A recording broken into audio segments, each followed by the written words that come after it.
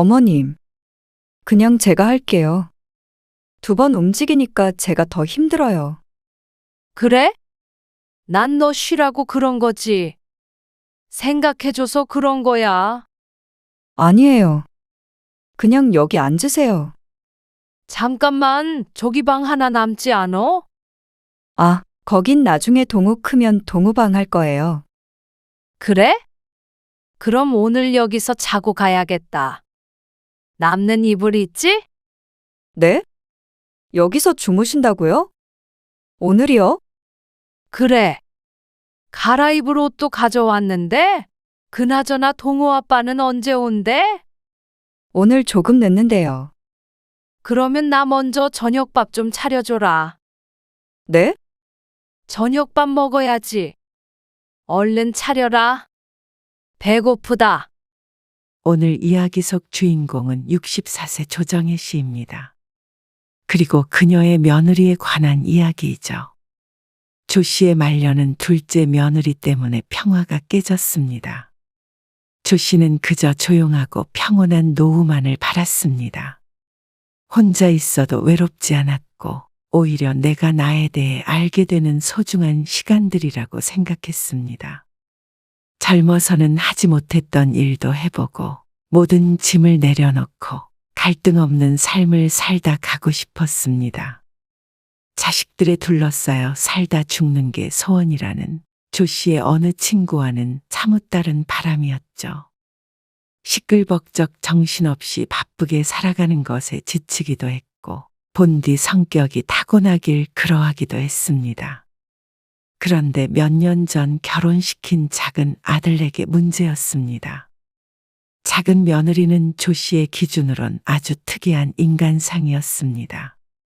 남에게 부탁하거나 민폐 끼치는 일을 서슴지 않고 끊임없이 말하고 불평하고 웃고 울었습니다. 아이가 생기니 아무 때나 수시로 쳐들어와서 애를 맡기고 시모를 부려먹어 한시도 쉬질 못하게 하는 며느리 때문에 조 씨는 괴로웠습니다.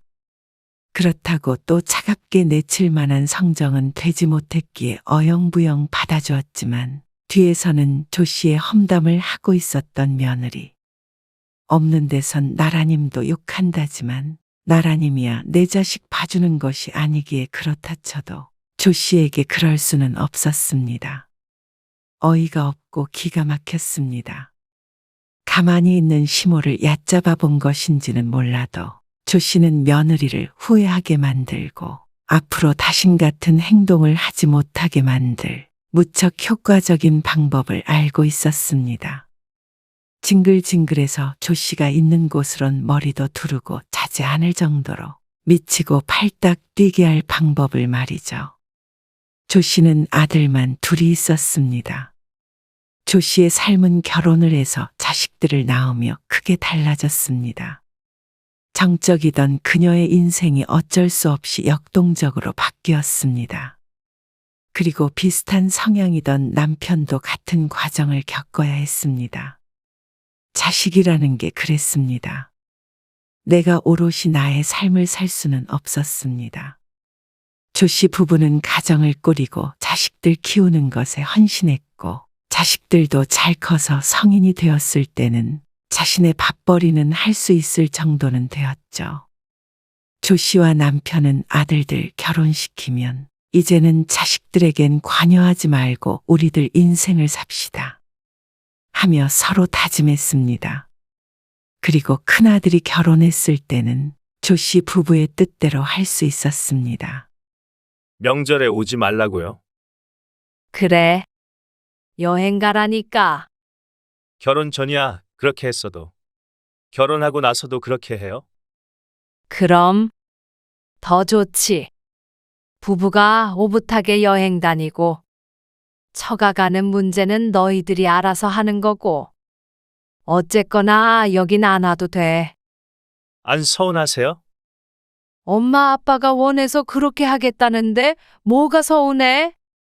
첫 명절이 오기 전 큰아들 내외에게 명절에 오지 말라고 했더니 아들 부부 모두 어리둥절해 했습니다.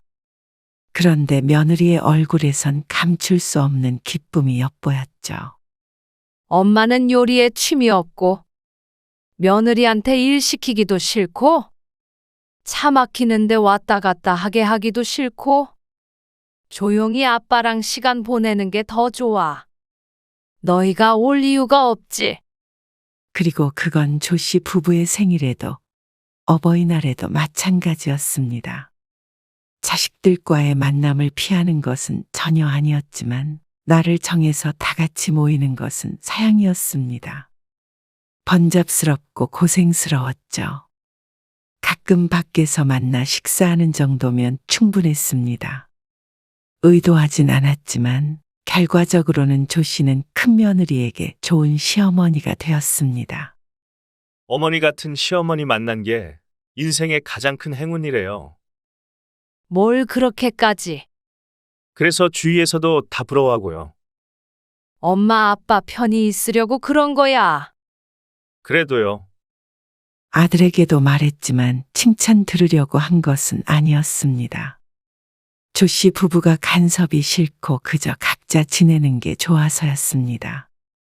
하지만 어쨌거나 며느리가 그렇게 자랑을 하고 다닌다니 나쁜 기분은 아니었습니다. 그리고 자주 보진 않아도 조 씨는 큰며느리와 사이가 좋았습니다. 격없이 친밀하다기보다는 서로 나쁜 일이 전혀 없으니 오히려 자주 보는 고부 사이보다 좋을 뿐이었죠. 큰며느리는 맞벌이하며 애를 키우면서도 한 번도 맡아달란 말을 하지 않았습니다. 조 씨도 먼저 묻지 않았고 말이죠. 그런 게 서로의 암묵적인 약속과도 같았습니다. 조 씨도 며느리에게 찾아가지도 명절에 일을 시키지도 전화해서 잔소리하지도 용돈을 달라고 하지도 않았습니다. 자신의 일은 알아서 스스로. 그것만 지키면 서로 얼굴 붉힐 일이 없었습니다. 그리고 얼마 뒤에 작은 아들도 결혼을 했습니다. 남편은 큰아들이 결혼하고 얼마 안 돼서 세상을 떴습니다. 추운 겨울이 유독 혹독했던 한 해였습니다. 가벼운 병인 줄 알았는데 갑자기 위독해지는 바람에 제대로 작별 인사를 할 시간도 없었습니다. 결혼하자마자 상을 치르게 된 작은 며느리도 얼떨떨해 보였습니다. 조 씨가 한동안 정신을 빼놓고 있는 바람에 며느리와 시간을 보내는 일은 거의 없었습니다. 장례가 끝난 한 달 뒤 명절도 어영부영 지나갔습니다. 그런데 문제는 그 다음 명절 때 시작이 되었습니다. 수아가 찾아뵀으면 하던데요. 명절에 네. 명절에 저희 둘이 덩그러니 남겨지는 것 같아서 싫다고요. 작은 아들의 말에 당황해서 대답이 나오질 않았습니다. 명절에 큰형네처럼 여행이나 가라고 하니 굳이 찾아오겠다고 했습니다. 그것도 아들도 아니고 며느리가 그렇게 하겠다는 말에 놀라지 않을 수 없었습니다. 그리고 엄마 혼자 계시니까 그래서 그런가 봐요. 엄마는 괜찮아. 이제 그냥 혼자 조용히 있고 싶어. 저도 그렇게 말은 했는데 수아가 꼭 가고 싶다고 그러더라고요. 휴대폰을 통해 들리는 아들의 목소리에 조 씨는 작게 한숨을 내쉬었습니다. 큰아들도 걱정이 됐는지 전화가 왔지만 오지 말라고 하니 수긍을 했습니다. 하지만 작은 아들네는 꼭 오겠다고 고집을 부렸죠. 아이고, 그래. 근데 선물 같은 건 절대 들고 오지 마. 알지? 알죠? 아들들이 결혼하기 전에도 따로 살았지만 그때도 명절의 선물은 사양이었습니다. 사회초년생일 때 내복이나 옷 같은 걸 종종 선물해 주곤 했는데 한 번도 제대로 입은 적이 없어서 특히나 옷 선물은 질색을 했죠. 어머님, 이거 선물이에요. 그런데 명절에 작은 며느리가 내민 선물을 보고 조 씨는 당황스런 표정을 감출 수가 없었습니다. 아들을 쳐다보자 아들이 고개를 가로저었습니다. 무슨 뜻인가 싶었습니다. 아들도 모르게 며느리가 산 것인지 아니면 말려도 소용없다는 말인지. 어쨌거나 내밀기에 받았는데 참 처치곤란이었습니다. 꽃무늬가 가득한 분홍색 가디건과 스카프였는데 조 씨가 80대가 된다고 하더라도 결코 옷장에서 꺼내볼 일이 없을 듯한 스타일이었습니다. 어머니 옷 선물 싫어하신다니까. 굳이 백화점에 가서 사온 거예요. 옷 싫어하는 사람이 어딨어? 어머님, 요즘 인기 제일 많은 옷 사온 거예요. 나중에 입어보세요. 해맑은 표정으로 쳐다보는 바람에 거절하기가 힘들었습니다. 아들이 사온 거라면 얼른 환불해가지고 오라고 했을 텐데 말이죠. 조 씨는 하는 수 없이 옷을 등 뒤로 밀어넣으며 말했습니다. 고맙다. 그런데 다음부터 선물은 사오지 마. 아, 마음에 안 드세요? 그러자 조 씨가 뭐라고 대답하기도 전에 아들이 말했습니다. 어머니는 입는 스타일만 입으셔서 옷 선물은 안 좋아하시는 거야. 아, 그래? 그럼 진작 말하지. 말했잖아. 그냥 하는 소린 줄 알았지. 진짜야. 분홍색도 안 좋아하신다니까. 아, 그럼 다시 주세요. 환불할게요. 아니야. 잘 입을게. 아니요. 안 입고 두실 거면 그냥 환불하는 게 맞죠. 그러면서 작은 며느리가 조 씨의 뒤에 있던 선물을 다시 챙겼습니다. 표정이 좋지 않아서 조 씨의 맘도 무척 불편했습니다. 선물 사오지 말라고 그렇게 분명히 일렀는데 조 씨의 아들 책임도 컸습니다. 그리고 굳이 사오지 말라던 옷을 사와서는 입을 뚱하니 내밀고 있는 며느리도 조 씨를 불편하게 했습니다. 할 수 없이 며느리에게 옷을 받아들고는 꺼내어 몸에 대보기까지 했습니다. 그제서야 며느리의 마음이 풀린 듯 했죠. 참 쉽지 않았습니다. 아까 솔직히 진짜 서운했어요. 며느리가 식사를 마치고 과일을 먹으며 말했습니다. 어머님 생각해서 사온 건데 별로 안 좋아하시는 것 같아서요. 좀 차가운 분인가 싶었어요. 그리고 저는 솔직히 명절에 다 같이 모여서 맛있는 거 먹고 그런 거 좋거든요. 저희 집도 차례를 안 지내고 식구가 많지 않아서 전부치고 노는 거 해보고 싶었어요. 과연 명절에 며느리가 전부치는 게 노는 걸로 느껴질 수 있는지 겪어보지 않았으니 하는 말이었습니다. 가족 간의 정 같은 게 좀 없어 보여요.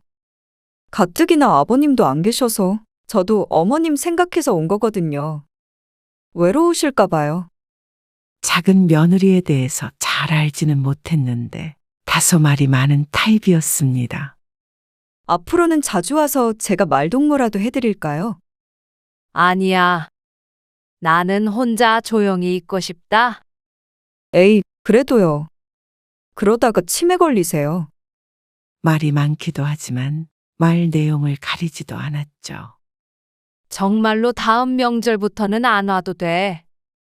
둘이 여행을 가던지 아니면 사돈 내에서 하루 더 있어라. 그러자 며느리는 토라져 버렸습니다. 이해할 수 없었습니다. 다들 오지 말라고 하면 좋아하는데 작은 며느리는 장단을 맞추기가 참 힘들었죠. 그런데 이 정도는 약과였습니다. 작은 며느리가 아이를 낳자 조 씨가 무척 고달파졌습니다. 어머님, 저 왔어요. 또 연락도 없이 왔니? 가족끼리 어때서요? 갓 돌이 지난 아이를 안고 며느리가 집 안으로 들어섰습니다. 반가워야 하는데 조 씨는 뒤돌아서서 머리를 짚었습니다. 또 그 장면을 봤다면 며느리가 한 소리를 했을 것이었죠. 혼자 뭐 하고 계셨어요? 책 읽고 있었어. 거 보세요. 제가 잘 왔죠? 심심하셨잖아요. 조 씨에게는 혼자 책을 읽는 게 며느리가 찾아오는 것보다 재밌는 일이었습니다. 아참, 저 이따 애기 놓고 저녁에 잠깐 나갔다 오려고요. 뭐? 점심은 여기서 먹고요. 저녁에 잠깐만 동우 좀 봐주세요. 이렇게 하지 말라고 했잖아. 미리 약속을 한 것도 아니고. 무작정 찾아와서 애를 놓고 가겠다고 하면 어떻게 해? 조 씨의 반응을 보면 알겠지만 며느리의 이런 행동이 오늘 처음이 아니었습니다. 처음에는 당황스러운 마음에 아무 말도 못했을 정도였습니다. 그런데 익숙해진다고 해서 이런 며느리를 막을 수 있는 게 아니었습니다. 그렇게 차갑게 말씀하지 마시라니까요. 며느리는 조 씨에게 늘 차갑다고 말했습니다. 하지만 진짜 차가운 사람이면 문조차 열어주지 않았을 것이었습니다. 그래도 스스로 찾아오는 며느리를 차마 내쫓을 순 없어서 매번 문을 열어주지만 조 씨는 정말 지쳤습니다. 어머님 적적하실까봐 동우 데리고 왔잖아요. 안 적적하다고 몇 번 말해. 아무튼간 우리 어머님 정없게 말씀하시는 거 뭐 있어? 어머님, 냄비 어디 있어요? 고구마나 감자 있어요? 며느리는 쉴 새 없이 떠들었습니다. 밥 언제 먹어요? 저 일부러 아침도 안 먹고 왔어요. 아직 안 드셨죠? 조 씨는 한숨을 쉬며 부엌으로 들어갔습니다. 어떤 며느리가 이렇게 시모를 부려먹나 싶었습니다. 그리고 한편으로는 자신도 이런 성격이었으면 시어머니 살아계셨을 적에 시집살이를 덜 했을까 하는 상상도 해보았죠. 그러다 이내 고개를 저었습니다.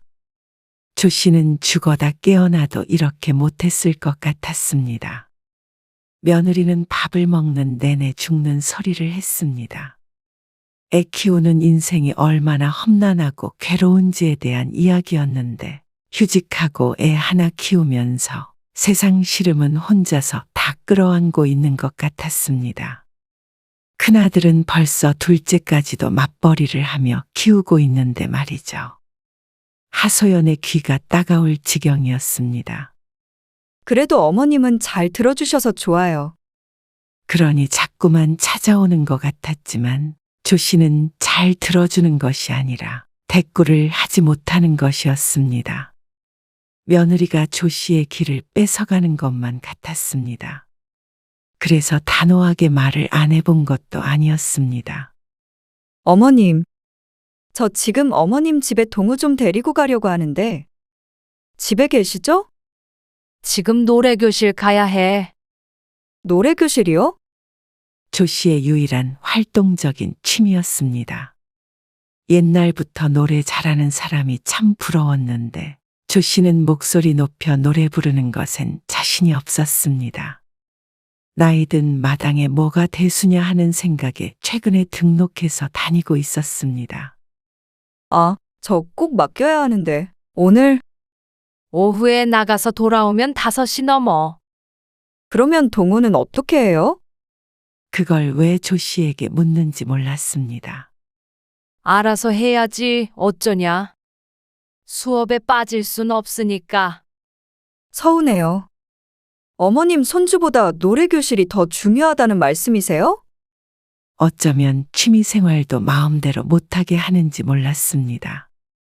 조 씨는 살면서 무르다는 소리는 들어본 적도 없었는데 작은 며느리에게만은 자꾸 예외가 생겼습니다. 그 전에도 몇 번이나 거절을 했었지만 여태 소용이 없었습니다. 토라졌다가도 하루 이틀이면 금방 또 연락 와서 아이를 맡아달라고 했죠. 나도 내 인생 좀 살자.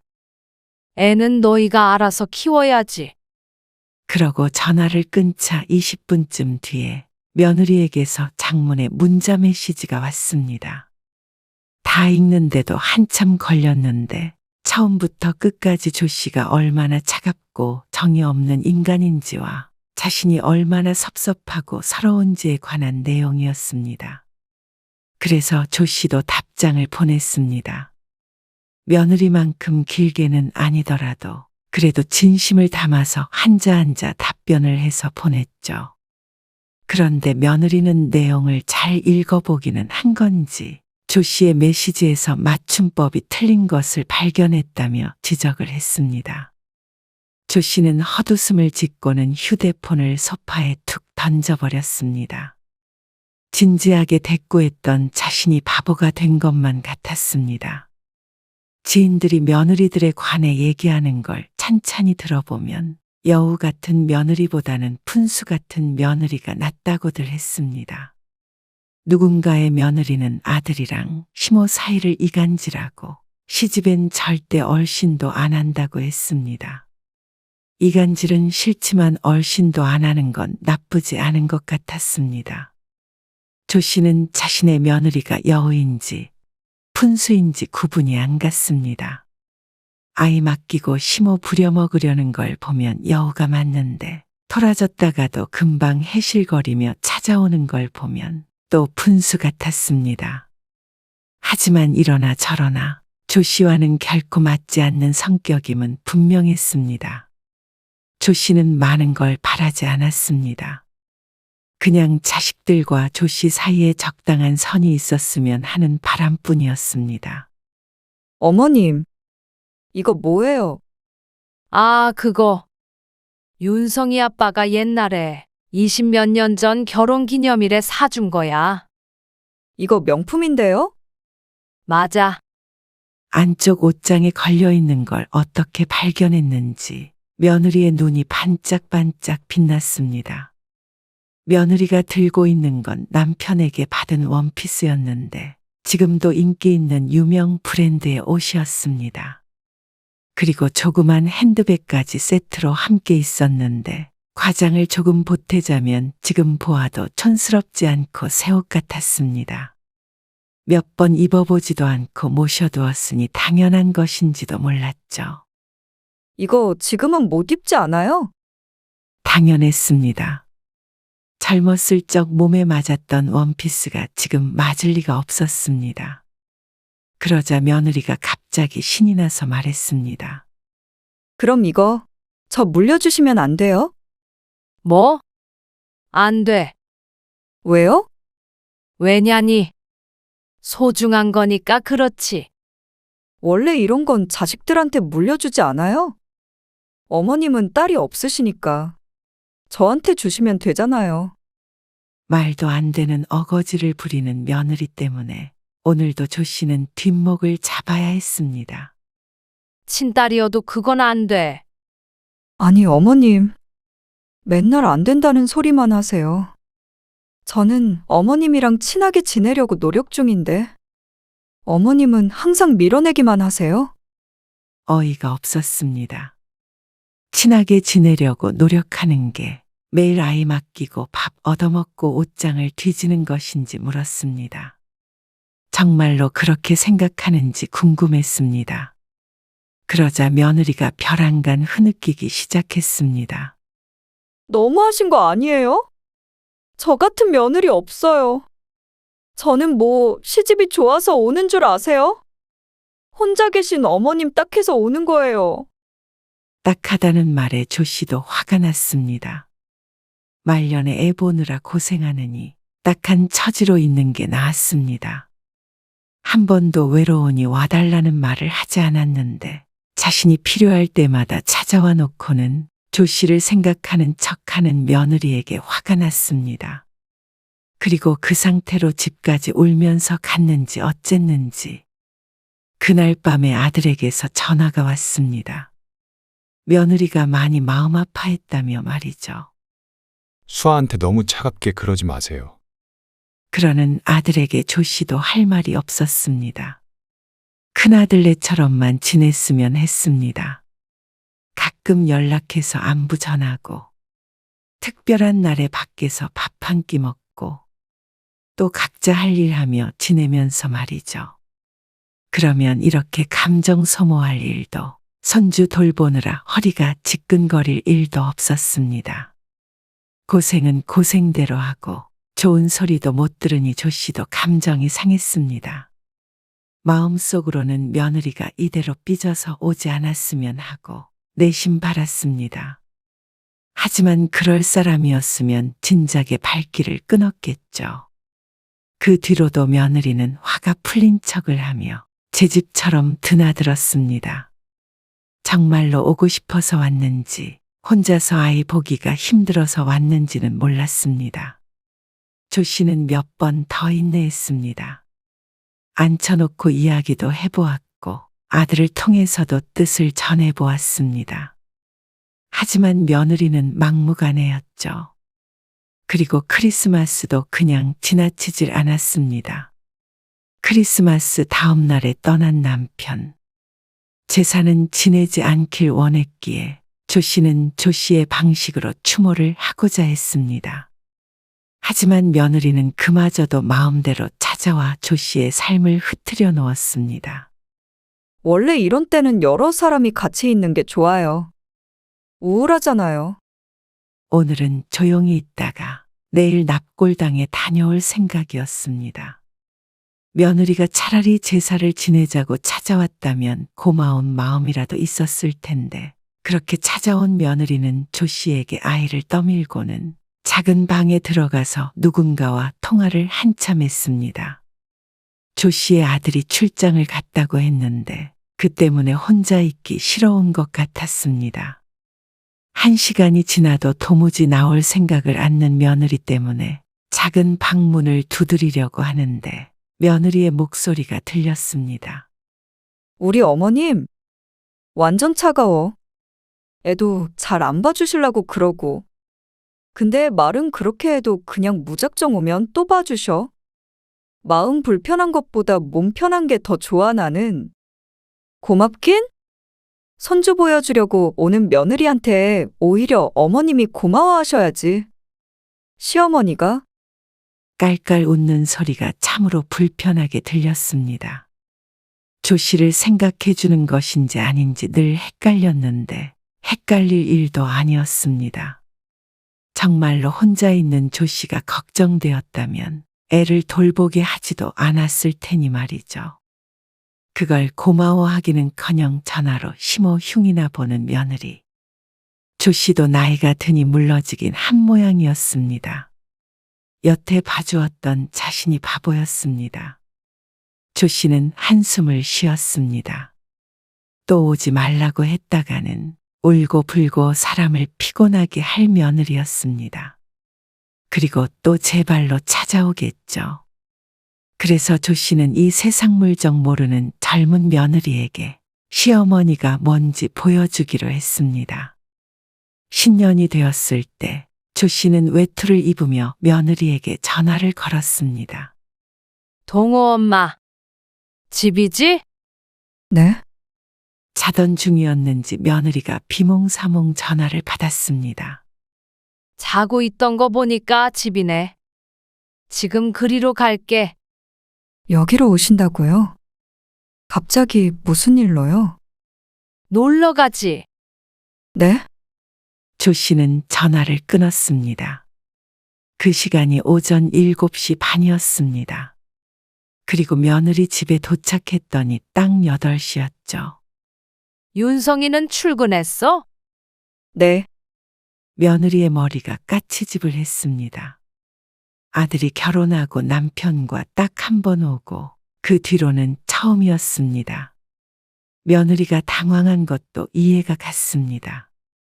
너 동호 보기 힘들다고 그래서 왔지. 그러자 며느리의 얼굴에 화색이 돌았습니다. 하지만 조 씨는 말과는 다르게 손주 쪽은 거들떠보지도 않았습니다. 그리고는 주방에서 찬장 문을 하나씩 열어보기 시작했습니다. 뭐, 찾으세요? 아니야. 그냥 구경. 우리 며느리가 살림을 잘하나 못하나. 아이고, 농담이야. 들어가서 쉬어. 네. 그럼 저 한숨 더 잘게요. 그래. 며느리가 들어가고 5분 정도 있다가 조 씨가 며느리를 불렀습니다. 동호 엄마, 네? 며느리가 문을 열고 나왔습니다. 아니, 동호 뭐 좀 해주려고 하는데 냄비 어디 있냐고. 아, 거기 가스렌지 위에 있어요. 아, 바로 여기 있었네. 알았어, 얼른 들어가 봐. 네.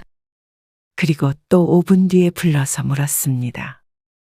냉장고에 있는 이거 먹여도 돼? 네. 돼요. 동호 엄마, 이건 어디다 놓을까? 그냥 두세요. 동호 엄마, 동호 장난감 더 있어? 조 씨는 쉬지 않고 며느리를 불러 제꼈습니다. 그리고 시덥잖은 질문은 한 뒤에 다시 말했습니다. 알았으니까 얼른 들어가 쉬어. 몇 번 반복되자 며느리가 쉴 수 있을 리가 없었죠. 2시간쯤 흐르자 며느리가 눈밑이 퀭해져서 거실에 앉아 있었습니다. 계속 왔다 갔다 하게 만들었으니 아마 평소보다도 힘들 것 같았습니다. 그리고 이틀 뒤에 그렇게 또 찾아갔습니다. 어머님, 그냥 제가 할게요. 2번 움직이니까 제가 더 힘들어요. 그래? 난 너 쉬라고 그런 거지. 생각해줘서 그런 거야. 아니에요. 그냥 여기 앉으세요. 잠깐만, 저기 방 하나 남지 않어? 아, 거긴 나중에 동우 크면 동우 방 할 거예요. 그래? 그럼 오늘 여기서 자고 가야겠다. 남는 이불 있지? 네? 여기서 주무신다고요? 지금 오늘이요? 그래. 갈아입을 옷도 가져왔는데? 조 씨가 거실에 놓여 있던 자신의 가방을 가리키며 말했습니다. 며느리는 얼이 빠진 듯 보였습니다.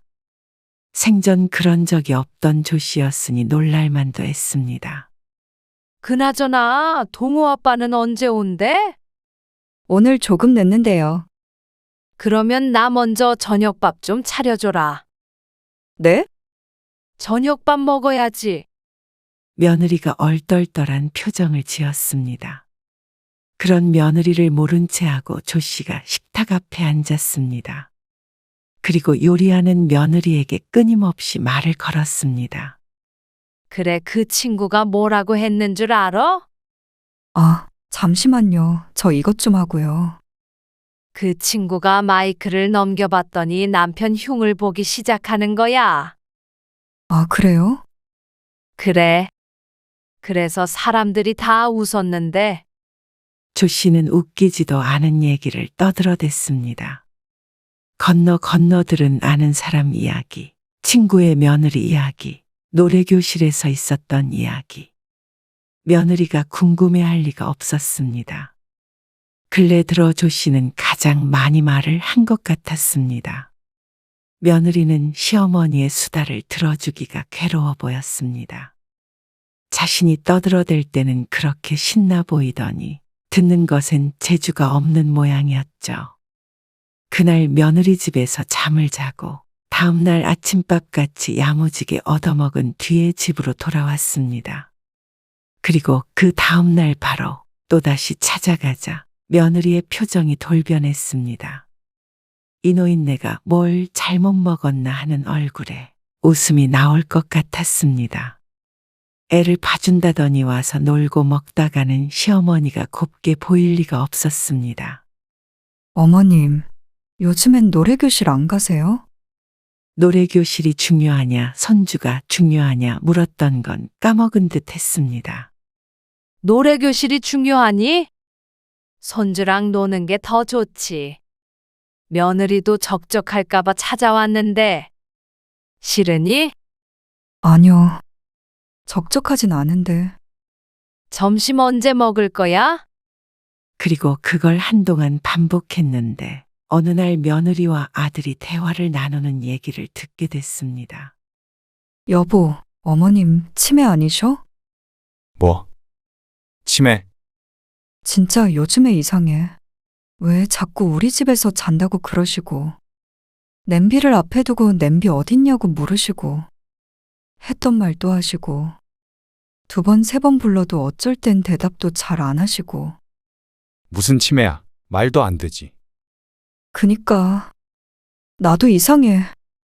근데 원래 국어 선생님이라 그런가. 말을 1시간 넘게 끊임없이 하셔. 진짜 신기한데, 나 힘들어 죽겠어. 그래도 당신이 어머니 많이 챙겼으니까 고마워서 오시는 거겠지. 당신 딸처럼 생각하니까. 근데 당일 아침에 갑자기 연락하고 불쑥불쑥 오신단 말이야. 가족끼리 뭐 어때? 당신도 연락 안 하고 찾아가고 그러잖아. 그렇긴 하지만 당신도 어머니랑 가까이 지내고 싶다고 했잖아. 잘 됐네. 그게 아니라 며느리는 답답해했지만 아들에게 설명할 길이 없었습니다. 원래 시집살이라는 것이 그런 것이었습니다. 윽박 지르고 괴롭히는 시집살이보다도 이런 은근한 시집살이가 더 무서운 법이었습니다. 본인 외에는 아무도 몰라주니 말이죠. 그리고 조 씨는 명절에도 며느리를 불렀습니다. 며느리의 소원대로 전부치기를 하루 종일 시켰더니 아주 기가 질렸습니다. 다시는 명절에 오겠다고 안 할게 분명한 표정으로 집에 돌아갔습니다. 그리고 몇 달 뒤, 어느 날부턴가 며느리가 조 씨를 피하기 시작했습니다. 오늘은 내 데리고 안 오니? 아니요. 저 집에 있으려고요. 우리 며느리가 해주는 수제비가 먹고 싶었는데 내가 갈까 그럼? 아니요. 아니요. 오늘은 몸이 좀 안 좋아서 쉬려고요. 동우도 피곤해하고요. 어디 아프니? 가서 죽이라도 끓여줄까? 아니에요. 너는 쉬면 되지. 동우 봐줄 테니까. 어머님. 아니라고요. 왜 언성을 높이니? 다 널 생각해서 하는 소리였는데. 그게 아니고요. 됐다. 조 씨는 전화를 끊고 나서 며느리에게 장문의 메시지를 보냈습니다. 처음부터 끝까지 서운하다는 취지의 메시지였습니다. 이번에는 일부러 맞춤법을 마구 틀리게 보냈지만 맞춤법을 교정해주는 답장은 돌아오지 않았습니다. 동우 엄마. 다음 명절에 말이야. 아, 어머님. 명절에요. 여행 가기로 했어요. 여행? 네. 저희 보고 여행 가라고 계속 그러셨잖아요. 그래, 잘 생각했다. 네. 그래서 앞으로는 계속 그렇게 하려고요. 그래. 어디로 가니? 나도 같이 가자. 네? 같이 가면 좋잖냐? 네 말대로 동호 아빠 떠나고 외로운데 자식들이랑 같이 여행하면 좋겠지. 그러자 며느리가 기겁을 했습니다. 그리고는 아들을 통해서 조 씨를 설득했습니다. 조 씨가 화난 척하자 아들도 골치가 아픈 모양이었습니다. 그래. 너희끼리 다녀와라. 마지못해 보내주는 척을 하니 며느리가 냉큼 여행을 떠났습니다. 그리고 조 씨에게는 평화가 찾아왔습니다. 작은 아들이 결혼하고 나서 이렇게 마음이 편했던 적이 없었습니다. 쫓아냈다면 또 슬금슬금 왔겠지만 제 발로 도망간 며느리이기 때문에 다시 올 걱정이 없어 보였습니다. 그리고 또다시 온다면 아직 써먹을 시집살이가 30종류가 넘게 남아 있었습니다. 네가 요즘 오지도 않고 내가 가지도 못하게 하니까 너무 외로워. 제가 바빠서요. 왜 이제 동호 봐달라고도 안 해? 다 컸는데요. 뭘. 이제는 어머님 힘들게 안 맡기죠. 아이고, 그래서 노래교실이나 갈까 해. 정말요? 잘 생각하셨어요. 며느리가 무척 기뻐했습니다. 그리고 휴대폰을 들고 조 씨도 며느리에게 보이지 않게 웃었습니다. 남들이 들으면 어이가 없어 웃었겠지만 너무나도 확실한 방법이었습니다. 며느리 시집살이 시킨답시고 쫓아다니느라 조 씨가 고생을 하긴 했지만 충분히 보람이 있는 시간이었습니다. 이제는 그토록 원하던 평화로운 노후를 보낼 수 있게 되었으니 말이죠.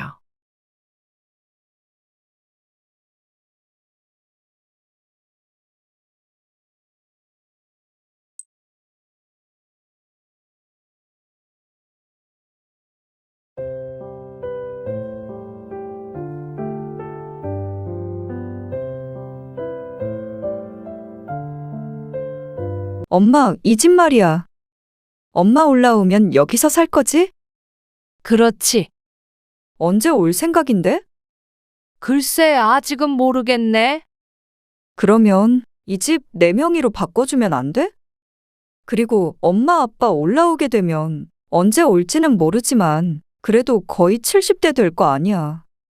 그러면 그때 여기서 같이 살면 되잖아. 같이 살자고? 너희 자리 잡으면 집 사서 나가야지. 그때쯤 올라올 생각이었어. 아니, 나중에 올라오면 그래도 자식이랑 같이 사는 게 좋지 않아? 불편하게 어떻게 이 식구가 다 같이 살아? 근데 그건 그거고, 명의를 왜 바꿔야 하는데? 그래야 우리도 안정감 있게 살지. 그럼 엄마 아빠는 안정감 없이 살고, 우리 데리고 사는 대가로 집을 달라는 거지, 지금? 에이, 그렇게 말하면 너무 정없이 느껴지고. 남들은 자식들이랑 같이 살고 싶어 하던데. 당신은 왜 이렇게 차가워? 차가운 게 아니라, 말년에 자식 눈치, 사위 눈치 보면서 살게 될까봐 그렇지. 우리 딸이랑만 사는 거 아니잖아. 오늘 이야기 속 주인공은 64세 손종희 씨입니다. 그리고 그녀의 딸과 사위에 관한 이야기이죠. 손 씨는 길을 가다 모르는 이에게 뒤통수를 맞아도 너털웃음을 지을 수 있을 것 같았습니다. 자식에게 뒤통수를 맞는 것에 비하면 그건 아무것도 아니었습니다. 손 씨는 잘 살아보려고 아등바등하는 딸과 사위가 안쓰러워 도와주고 싶은 마음이었습니다. 그래서 손에도 감수하고 세를 주던 집을 딸 부부에게 공짜로 내주었습니다. 따지고 보면 매달 100만 원 이상을 보태준 것이나 마찬가지였습니다. 다만 전제는 자리 잡을 때까지만이었습니다. 받을 땐 눈물이라도 흘릴 듯이 기뻐하던 딸 부부는 금세 돌변했습니다. 길어야 3년 정도 빌려줬다고 생각했던 손 씨와는 다르게 딸과 사돈네는 다른 생각을 하고 있었던 것 같았습니다.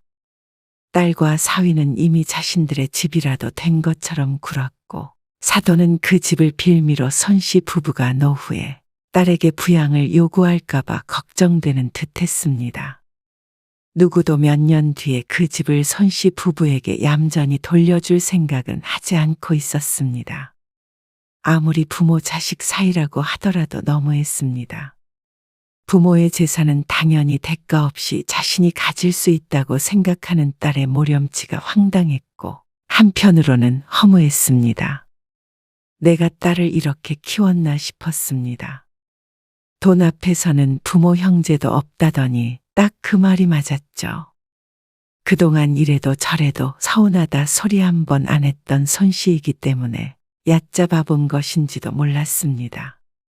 하지만 자식이 부모를 부모로 생각하지 않는다면 부모도 자식을 자식으로 볼 필요가 없었습니다.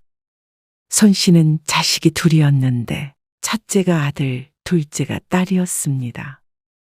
둘째인 딸은 특히나 남편의 사랑을 많이 받고 컸습니다. 어쩔 때 보면 아들이 서운해하지 않을까 싶을 정도였지만 워낙 성격이 무던한 탓에 한 번 불평한 적도 없었죠. 손 씨 부부는 자식들을 사랑했습니다. 잘 교육시키려고 노력했고 바르게 키우려고 노력했습니다. 그리고 둘 다 취직을 해서 사회에서 한 사람 몫을 하며 사는 모습을 보고는 손 씨의 바람대로 잘 자라준 줄 알았습니다. 자식들이 결혼을 하기 전까지만 하더라도 그런 줄로만 알았습니다. 이번에 영지 결혼식 끝나면 일주일 뒤에 내려갈 거야. 이사 준비는 다 하신 거예요. 그럼 그냥 이삿짐 센터 예약한 것밖에 없지 뭐. 언제까지 계시게요? 글쎄, 네 아빠는 엄마 몸 괜찮아지면 다시 올라오자고 하네. 그럼 거기 있는 집은요? 다시 올라오게 되면 그 집은 별장처럼 두면 되지. 바다 근처라서 나중에 너희 휴가 때 써도 되고. 좋네요. 좋지? 공기 좋은 곳으로 휴양 갔다고 생각하시면 되겠네요. 그래. 그러니까 마음이 편하더라니까. 손 씨는 1년 전부터 몸이 좋지 않았습니다. 큰 병에 걸린 것은 아니었지만 기관지가 좋지 않아 기침을 달고 살았고 면역이 떨어져 며칠 입원을 했던 적도 있었죠. 그래서 남편의 걱정이 이만저만이 아니었습니다. 은퇴도 한마당에 좀 더 한적하고 공기 좋은 곳으로 내려가자는 것을 몇 달간 버텨오다가 이번에 마음을 돌렸습니다. 아예 가는 게 아니라 한 몇 년만 내려갔다 온다고 생각하자는 말에 부담이 덜해졌습니다. 2달 뒤가 딸의 결혼식이었는데 식만 마치면 곧바로 내려갈 생각이었습니다. 그래서 살던 집도 이번에 전세 계약을 마친 참이었습니다. 자식들이 저부 이곳에 있어 다시 올라올 생각을 했기 때문에 살던 아파트는 팔지 않았습니다. 전세로 몇 년 정도 주고 손씨 부부가 올라오고 싶을 때 올라올 예정이었습니다. 오래 살던 아파트이고 주변 환경이 좋아 돌아오더라도 이 집으로 오고 싶었죠. 그리고 2달 뒤 딸은 결혼을 했습니다. 딸이 결혼할 때는 아들 때와 마찬가지로 전세금의 일부를 보태주었습니다. 너무 많지도 너무 적지도 않을 정도의 금액이었습니다. 충분히 신혼부부가 자립을 할 수 있을 만한 초기 자금이었습니다. 엄마, 뭐해? 그냥 앉아서 창밖에 보고 있는데 좋겠네. 좋네. 한갓지고 너는 잘 지내? 잘 지내긴 하는데. 왜? 무슨 일 있어? 딸이 결혼한 지 2년 정도 되었을 때였습니다. 아직 신혼이라 행복하기만 해야 할 때였지만 딸은 말끝을 흐렸습니다. 잘 지내긴 하지만 문제가 있는 듯한 말투였습니다. 무슨 일인데 그래? 말해봐. 걱정된 손씨가 다그치자 딸이 어렵사리 말을 꺼냈습니다. 혹시 돈 좀 빌릴 수 있을까? 그 말에 심장이 덜컥했습니다. 무슨 사고라도 치고 다니는 게 아닌가 하는 걱정이 되었죠. 그러자 딸은 그런 게 아니라며 설명을 이어갔습니다. 윤서방 가게 차리는데 생각보다 돈이 더 들어가네. 너희 전세금도 뺐는데도 부족해. 생각했던 예산을 초과했어. 얼마가 필요한데 그래? 반년 전에 사위는 가게를 차리겠다며 회사를 그만뒀습니다. 다행히 임대인이 전세를 월세로 돌려주기로 했다며 전세금을 빼서 사업을 하겠다고 했습니다. 그 말에 걱정이 안 될 수가 없었죠.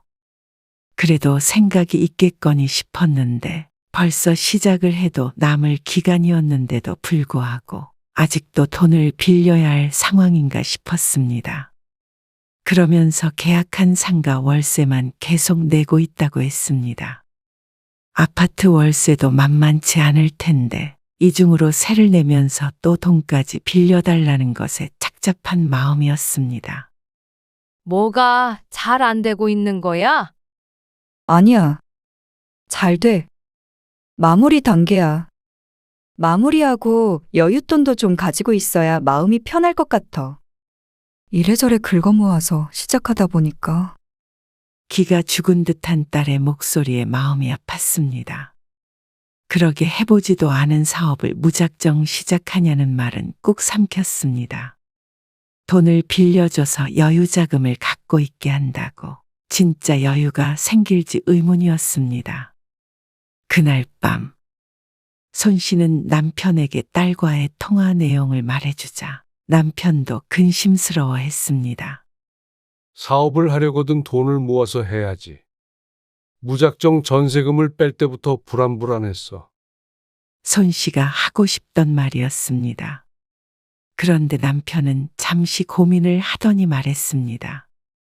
그 세입자 부부 이번 만기 때 나간다고 했잖아. 아직 부동산에 안 내놓은 거지? 다음 주쯤 전화해 보려고 하는데 그거를 애들 살라고 빌려주면 어때? 월세로? 그렇다고 영지한테 월세를 받기는 그렇고 자리 잡을 때까지만 들어가서 살으라고 하면 되지. 월세 전혀 안 받고? 전세로 주었지만 월세로 따져도 세가 상당할 것이었습니다. 돈 빌려달라고 했다며? 그거 대신에 집을 빌려주자는 거지. 자식이 힘든데 부모가 도와줘야지. 손 씨는 남편의 말에 잠시 생각에 잠겼습니다. 어쩌면 그게 딸에게는 더 도움이 되는 것일지도 몰랐습니다. 그래서 손 씨 부부는 딸을 위해 전세를 주었던 집에서 딸이 살게 하기로 했습니다. 그리고 그 얘기를 들은 딸은 무척 기뻐했습니다. 그리고 사위에게도 전화가 왔습니다. 장모님, 감사합니다. 감사하긴. 당분간 집은 걱정 말고 얼른 자리 잡어. 네. 그렇게 할게요. 열심히 해보겠습니다. 명절이나 돼야 통화할 수 있던 사위의 목소리를 오랜만에 들었습니다.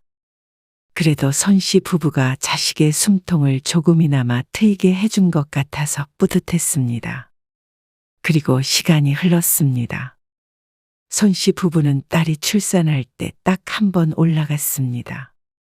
영지야, 다다음 주에 아빠랑 같이 한번 올라갈 거거든, 병원 때문에.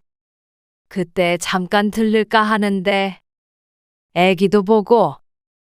아, 우리 집에? 응, 왜? 시간 안 되니? 아니, 괜찮아. 그래. 지금은 뭐 해? 나 잠깐 운동하러 나왔어. 애기는 어쩌고? 집에 시어머니 와 계셔서. 봐주고 계시지. 아이고, 감사하네. 애도 봐주시고. 그렇지. 사돈은 딸이 사는 집에서 30분 정도 걸리는 곳에서 살고 있었지만 요새는 거의 딸의 집에 있는 듯 했습니다. 어린 손주를 봐주기 위함이기 때문에 손 씨는 사돈에게 고마웠습니다. 친정엄마가 멀리 있는 바람에 도움을 못 줬는데 그래도 며느리가 운동할 시간도 주는 것에 감탄했습니다. 그리고 약속한 날이 되었을 때 손 씨 부부가 딸의 집으로 갔습니다. 2년간 다른 집에 살았더니 원래 집이 더 낯선 기분이었습니다. 그런데 약속한 시간에 문 앞에 도착해서 초인종을 눌렀더니 딸이 아닌 다른 사람이 튀어나왔습니다. 어머나, 안녕하세요. 오랜만에 뵙네요. 아이고, 잘 지내셨어요? 네. 안 그래도 오늘 오신다고 해서 저는 가보려고 했는데 애가 하도 보채서요. 일단 어서 들어오세요. 아, 네. 사돈이 손 씨 부부를 집으로 들이며 말했습니다. 애 때문에 집이 좀 어수선하죠? 이해해 주세요. 하도 어질러가지고요. 아니에요. 거기 거실에 편한데 앉으셔요. 네. 저 영지는 어디? 잠깐 요 앞에 편의점에 갔어요. 차 한 잔 드실래요? 꼭 사돈네 집에 온 것 같은 마음에 무척 불편했습니다. 남편도 그런지 자꾸만 자세를 고쳐 앉으며 헛기침을 했습니다. 사돈이 있다면 있다고 말을 해야지 어딜 갔나 싶어 딸이 원망스러웠죠.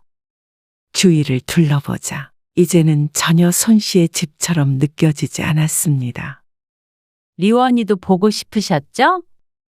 그럼요. 하지만 손주가 안사돈에게 딱 붙어서 오질 않았습니다. 얘가 늘 제가 봐주다 보니까 손을 타가지고요. 지 할아버지한테도 잘 안 가요. 서운한 마음이 들긴 했어도 같이 보낸 시간이 있으니 당연하다고 생각했습니다. 애들 걱정 많으실 텐데. 잘 살고 있어요. 하는 사업도 자리 잘 잡아가고 있고요. 다행이네요. 에휴, 이 집이 애들 집이면 참 좋겠는데. 집 있고 둘 다 돈 벌면 그럼 걱정할 게 없죠. 그쵸? 한숨을 쉬면서 하는 말에 손 씨가 뭐라 대꾸해야 할지 몰라 어색한 미소를 지었습니다. 맞는 말이긴 한데 어쩐지 말투에서 은근함이 느껴졌으니 말이죠. 그렇죠? 그런데 안사돈이 손 씨의 의중을 재차 물었습니다. 아, 금방 자리 잡아서 집도 사고 하겠죠.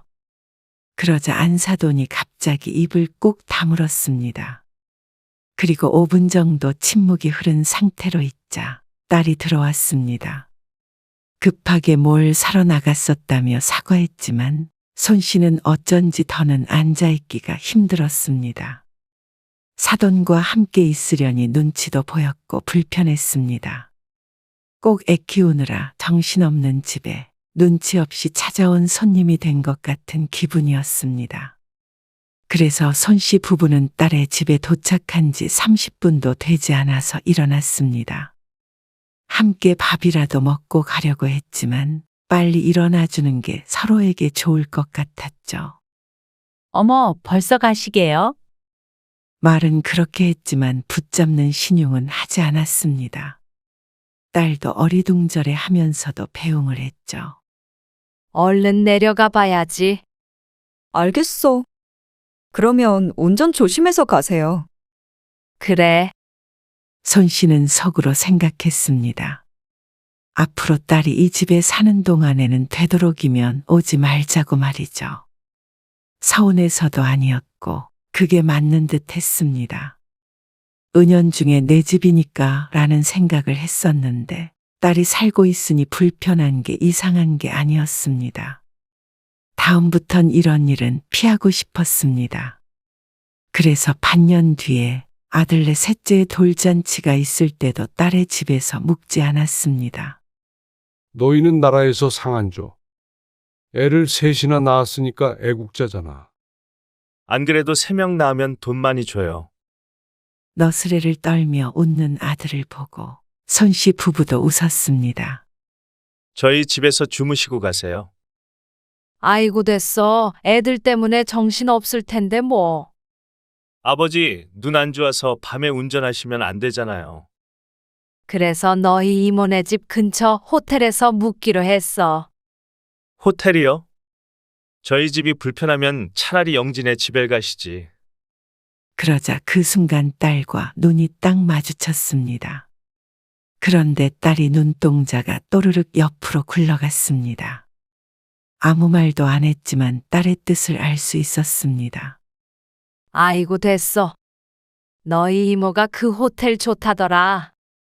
엄마 아빠도 호텔에서 자는 게 더 좋지. 좁은데 얻어 자는 것보다. 딸은 끝까지 예의상으로라도 자신의 집으로 가잔 소리를 하지 않았습니다. 하나가 어린 손주 방이라고 치더라도 방에 하나 비는데 말이죠. 하지만 손 씨도 그 집에서 자고 싶은 마음은 없었습니다. 먼 길 와서 피곤한데 딸과 사위 눈치까지 보고 싶지 않았죠. 그런데 호텔로 출발하기 전에 딸이 사위와 하는 얘기를 의도치 않게 엿듣게 되었습니다.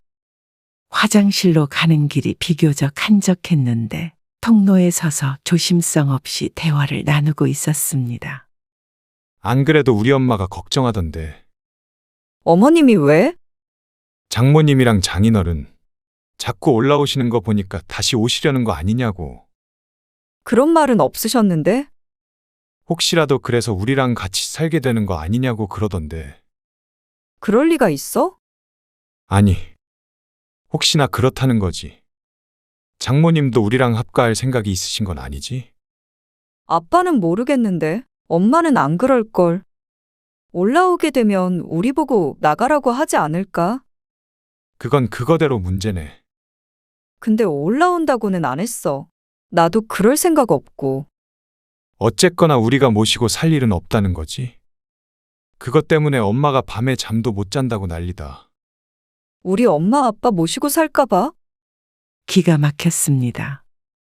딸 부부 자리 잡고 살라고 집을 내줬더니 그 집에서 자신의 아들이 장인장모 모시고 살까봐 그게 무서운 모양이었습니다.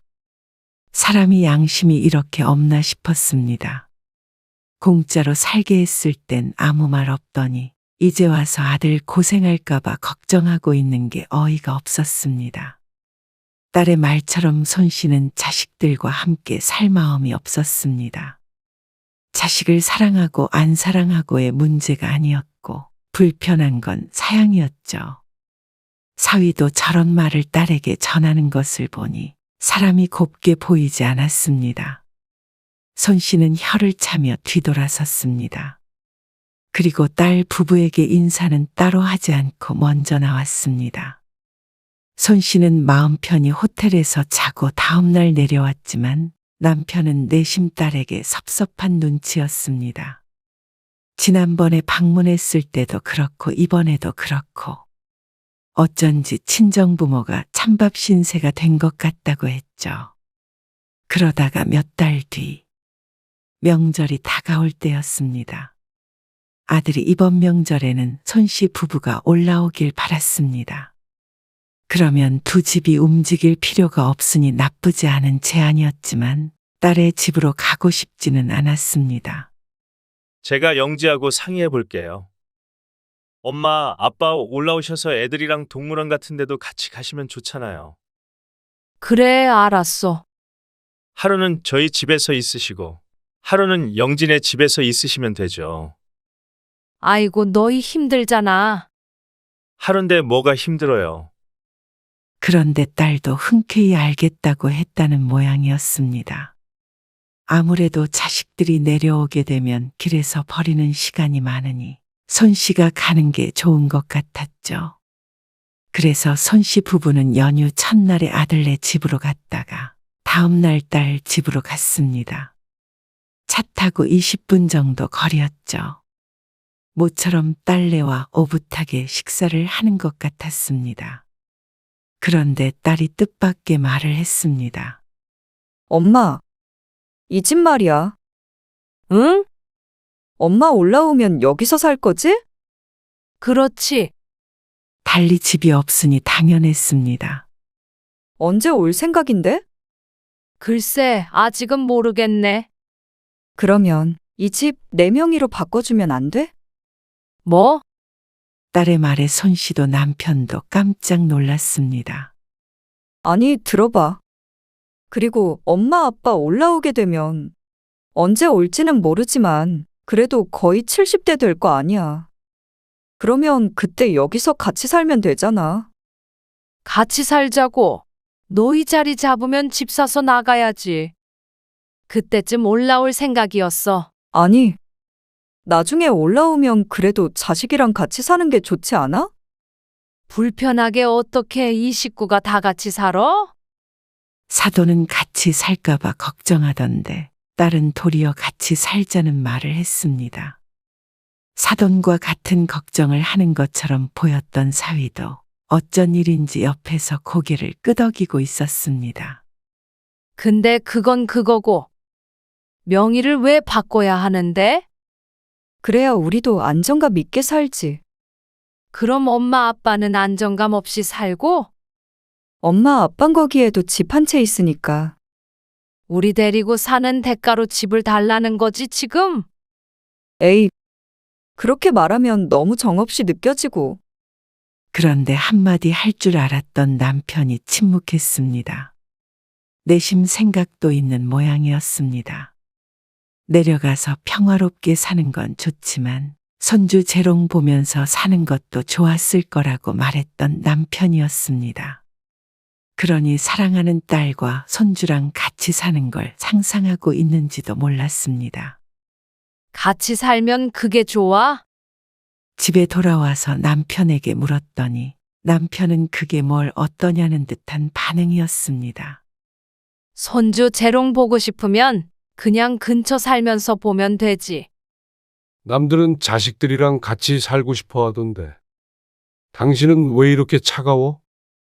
차가운 게 아니라 말년에 자식 눈치, 사위 눈치 보면서 살게 될까봐 그렇지. 우리 딸이랑만 사는 거 아니잖아. 그러자 그 말도 맞는지 남편은 아무 말 하지 않았습니다. 남편도 사위와 함께 살 수 있는 성격도 아니었습니다. 그리고 무엇보다 그 집을 딸에게 줄 이유가 없었습니다.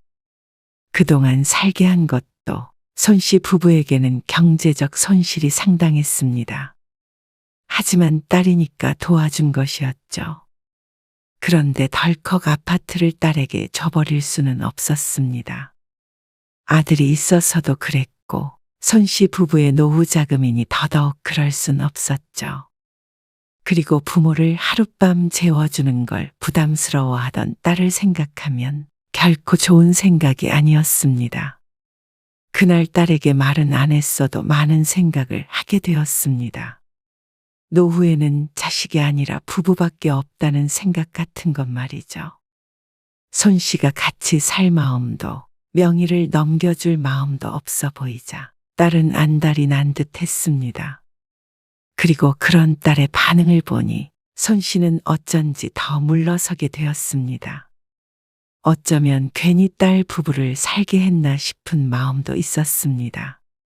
돈을 빌려줬으면 받는 게 더 쉬웠을 텐데 집이라는 게 돌려받기가 상대적으로 힘들었으니 말이죠. 하도 딸이 닥달하는 바람에 신경이 쓰여서 살 수가 없었습니다. 아무리 전화로 안 된다고 해도 떼를 썼습니다. 내가 내일 내려갈까? 너 일 안 하니? 아님 주말에. 결국에는 얼굴을 맞대고 얘기를 해야 끝날 모양이었습니다. 그래서 손씨가 한숨을 쉬며 딸에게 말했습니다. 됐다, 됐어. 주말에 아빠랑 같이 올라갈게. 정말? 그래. 알았어. 주말 윤서방이 애기 데리고 나들이 가자고 했는데 둘만 가라고 해야겠다. 손씨는 또다시 한숨을 쉬며 전화를 끊었습니다. 골치가 아팠습니다. 제대로 거절을 하려는 것인데 딸은 신이 나서 전화를 끊었죠. 도대체가 왜 모든 부모가 자식들이랑 살면 좋다고 생각하는지 몰랐습니다. 그 자식들 또한 부모랑 살기 싫으면서 말이죠. 딸이 이렇게 조르는 이유도 손씨 부부와 살고 싶어서가 아니라 아파트를 받기 위해서라고 생각하면 기분이 좋지도 않았습니다.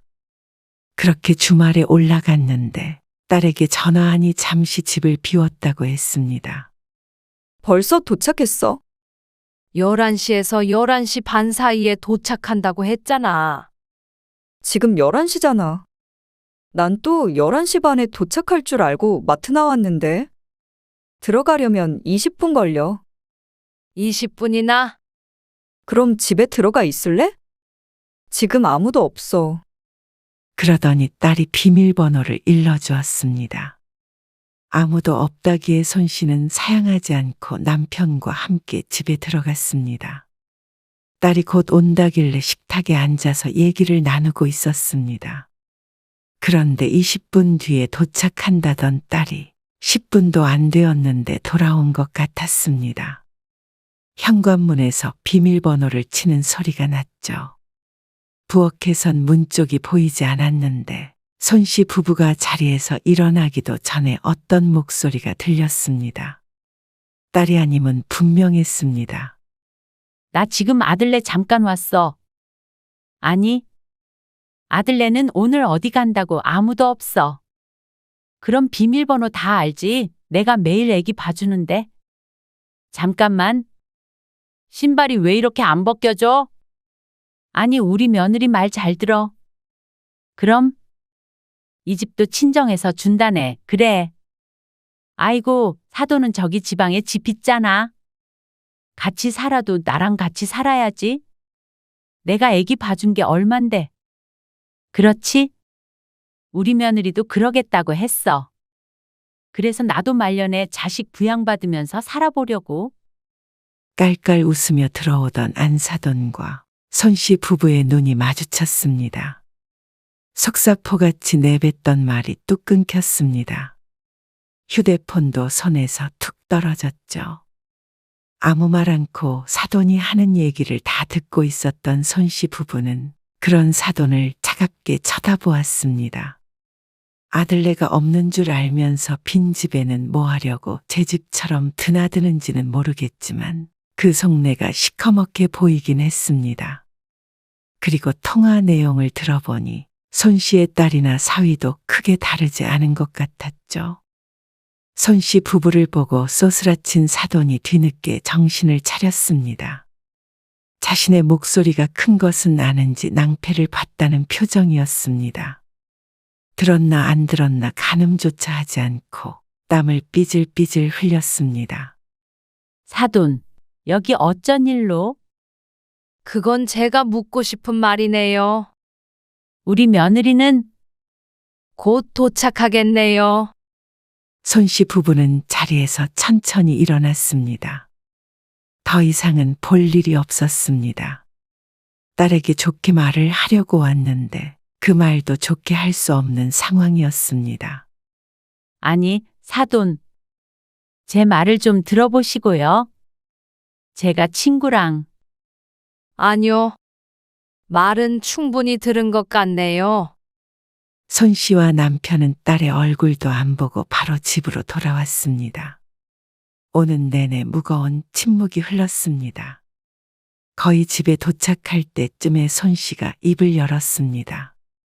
쫓아낼 거야. 평소 같았으면 딸에게 마음 약한 남편이 한마디 했을 텐데 고개를 끄덕일 뿐이었습니다. 그래서 손씨는 딸에게서 걸려오는 전화는 받지 않고 다음날 문자 메시지로 사진을 한 장 찍어서 보냈습니다. 딸이 지내고 있는 아파트에 이전부터의 월세 시세를 반영해서 4년 동안의 월세를 계산한 금액이었습니다. 이렇게 계산해 보니 무척이나 큰 금액이었습니다. 그리고 그걸 손씨의 통장으로 보내라고 했습니다. 그리고 앞으로도 매달 보내라고 했죠. 만약 보내지 않을 시에는 퇴거 조치를 하겠다고 하니 잠시 뒤에 또다시 전화가 걸려왔습니다. 이번에는 전화를 받았습니다. 엄마, 이게 무슨 말이야? 어제는 왜 그냥 갔어? 어머님이 그러시는데 오해가 있는 것 같다고. 오해 같은 건 나는 잘 모르겠고. 문자 메시지는 봤지? 무슨 청구서, 이거? 그래. 이게 다 뭐야? 이거 나보고 달라는 거야? 그래. 너희 내 집에서 공짜로 산 거. 월세야. 이 돈을 어떻게 줘? 아니, 왜 줘? 공짜로 살라며? 자리 잡을 때까지 살라고 그랬지. 누가 눌러 앉으랬니? 먹고 살만한 것 같은데 이만 나와. 계속 살려거든 매달 입금하고. 갑자기 왜 그래? 만약 보낸 금액에서 10원이라도 부족하면 바로 쫓아낼 거야. 진짜 왜 이래? 아무리 화나도 그렇지. 집 가지고 이렇게 하면 나 서러워. 이걸로 서러우면 엄마는 대성통곡을 했지. 아니, 엄마. 내 얘기는 들어보고 가야 될 거 아니야. 무슨 말? 네 시어머니가 노망이 난 게 아니면 너는 나한테 할 말이 없을 텐데. 그래, 노망이야? 아니, 그게 아니라 그럼 들을 말 없다. 자리 잡을 때까지 살라며. 전세 자금도 진작 사업 자금으로 썼어. 그리고 아직 자리 못 잡았다고. 너희 자리 잡길 기다리다가는 늙어 죽겠다. 엄마 화나서 그러는 거야? 아니면 올라오려고 그러는 거야? 화난 거 맞고 올라가지는 않을 거야. 그럼 이 집은 엄마한텐 필요도 없는 거잖아. 집이 필요 없는 사람이 어디 있어? 팔아서 아빠랑 여행이나 다니면서 살란다. 뭐? 우리는 집이 없어서 이러고 있는데 엄마 아빠는 집 팔아서 여행 다닌다고? 왜 네가 성질이야? 너 결혼할 때 분명 지원해줬고 그걸로 사업한 건 너희야.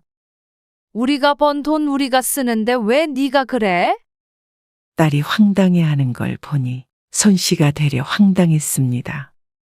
잠시 살게 했다고 딸은 자신의 집이라도 되는 줄 안 것 같았습니다.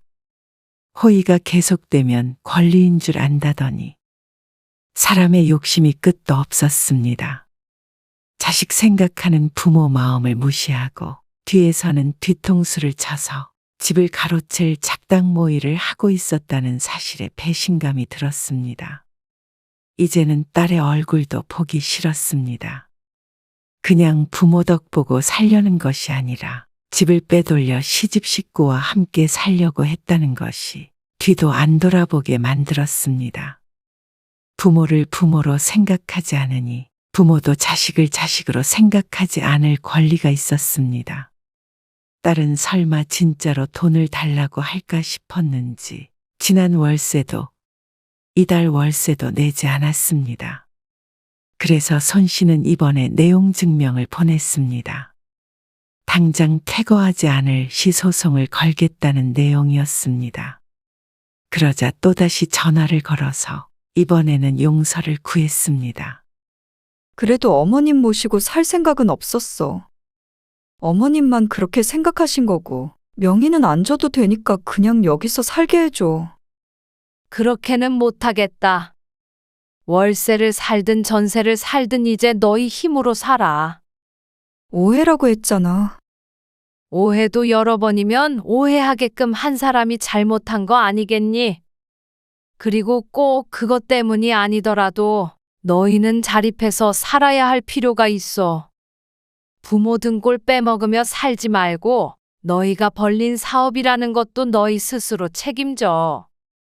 엄마, 사위도 전화를 해서 비슷한 말을 했지만 손 씨는 더는 딸 부부에게 호의를 베풀 마음이 없었습니다. 그리고 사돈은 앞으로도 얼굴을 안 봤으면 했습니다. 그러려면 딸과 만나지 않아야 했죠. 딸은 그렇게 큰 돈을 낼 바에는 나가서 월세 보증금으로 쓰겠다며 이사를 나갔습니다. 그리고 빈집은 손 씨가 부동산에 매매를 하기 위해 내놓았습니다. 딸에게 했던 말이 빈말이 아니었습니다.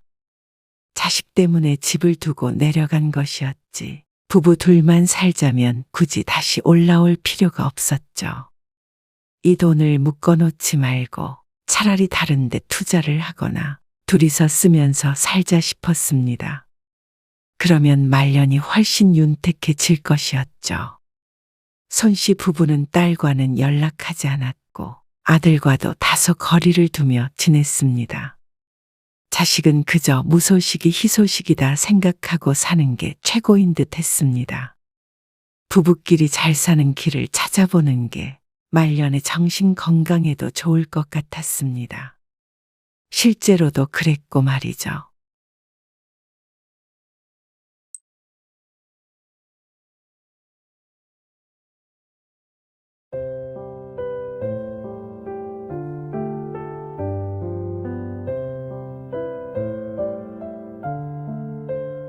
아들, 엄마. 근데 저희가 결혼 전에 했던 얘기가 있는데요. 어? 무슨 얘기? 저희 명절에는 각자 집에 가기로 했어요. 그게 무슨 말이야? 수진이는 연휴 시작하면 바로 처가로 가고요. 저 혼자 집으로 갈 거예요. 그럼 너만 온다고? 네. 효도는 각자. 뭐? 효도는 각자 하기로 했다고요. 그리고 딸. 엄마. 엄마는 취미 같은 거 없어? 어? 왜 자꾸 전화를 해? 나 일한다니까. 차라리 아빠랑 놀러를 가던가 하면 되잖아. 남들은 명절에 자식들 보고 여행 가라고 하고 인생 즐겁게 살던데. 엄마는 왜 그래? 오늘 이야기 속 주인공은 65세 엄미양 씨입니다. 그리고 그녀의 아들, 딸에 관한 이야기이죠. 엄 씨는 자식들 교육시키고 뒷바라지하는 것에 인생을 바쳤던 것을 후회했습니다. 결과가 안 좋았냐? 그것은 아니었습니다. 오히려 자식들이 너무 잘 돼서 탈이었습니다. 잘난 자식은 남의 자식이고 못난 자식이 내 자식이라는 말이 있었는데 그 말이 크게 다르지 않을 것 같았습니다. 잘난 자식들이었지만 내 자식 같지가 않았으니 말이죠. 손주들까지 있어도 엄씨 부부의 노후는 무척 외로웠습니다. 자식들은 저들 살기 바빴고 부모는 늘 뒷전이었습니다. 북적거리며 사는 게 꿈이었던 엄씨는 북적거리진 않아도 되니 내 자식들 얼굴이라도 가끔 좀 보면서 살았으면 하는 바람이 있었습니다. 잘 키워놨더니 며느리의 남편, 사돈의 사위가 되었고 또 잘 키워놨더니 사위의 아내, 사돈의 며느리가 되었습니다. 그러니 이럴 줄 알았으면 그렇게 공부시키지 말 걸 하는 후회까지 하게 되는 것이었죠. 그저 적당히 키웠으면 적당히 잘나서 적당할 만큼 부모 곁에서 지지고 볶고 살지 않았을까 싶었습니다. 이런 공허함을 메우기 위해서는 자식을 다시 내 품에 데리고 오거나 아니면 엄씨 부부가 자식을 놓아주거나 두 가지밖에 없었습니다. 둘째 딸내미도 아들이랑 같은 대학 갔다며? 그렇게 됐네. 역시 둘째도 첫째 따라가는 법이잖아. 그리고 둘 다 공부를 오죽 잘했어? 에이 뭘. 그만큼 엄마 아빠가 교육을 시켰으니까 그렇지.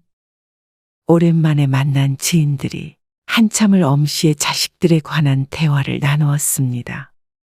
이미 자식들을 대학에 보낸 사람들도 있었고 곧 앞두고 있는 사람들도 있었으니 관심사가 비슷했죠. 부럽다, 부러워. 그러게. 비법이 뭐예요? 우리도 좀 알려줘요. 아, 자기네 작은애 내년에 수능이지?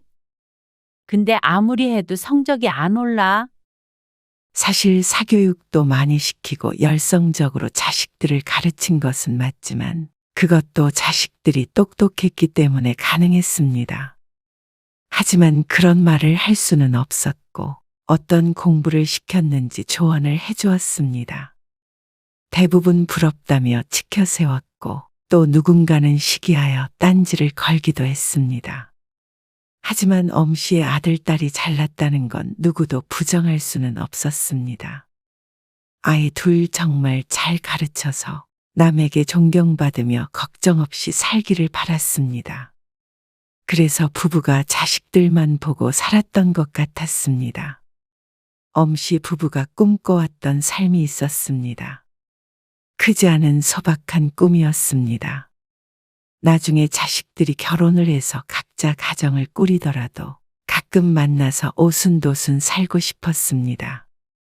그런데 좀 더 나이 들고 돌이켜보니 자식 잘난 건 하나도 부러울 게 없는 것 같았습니다.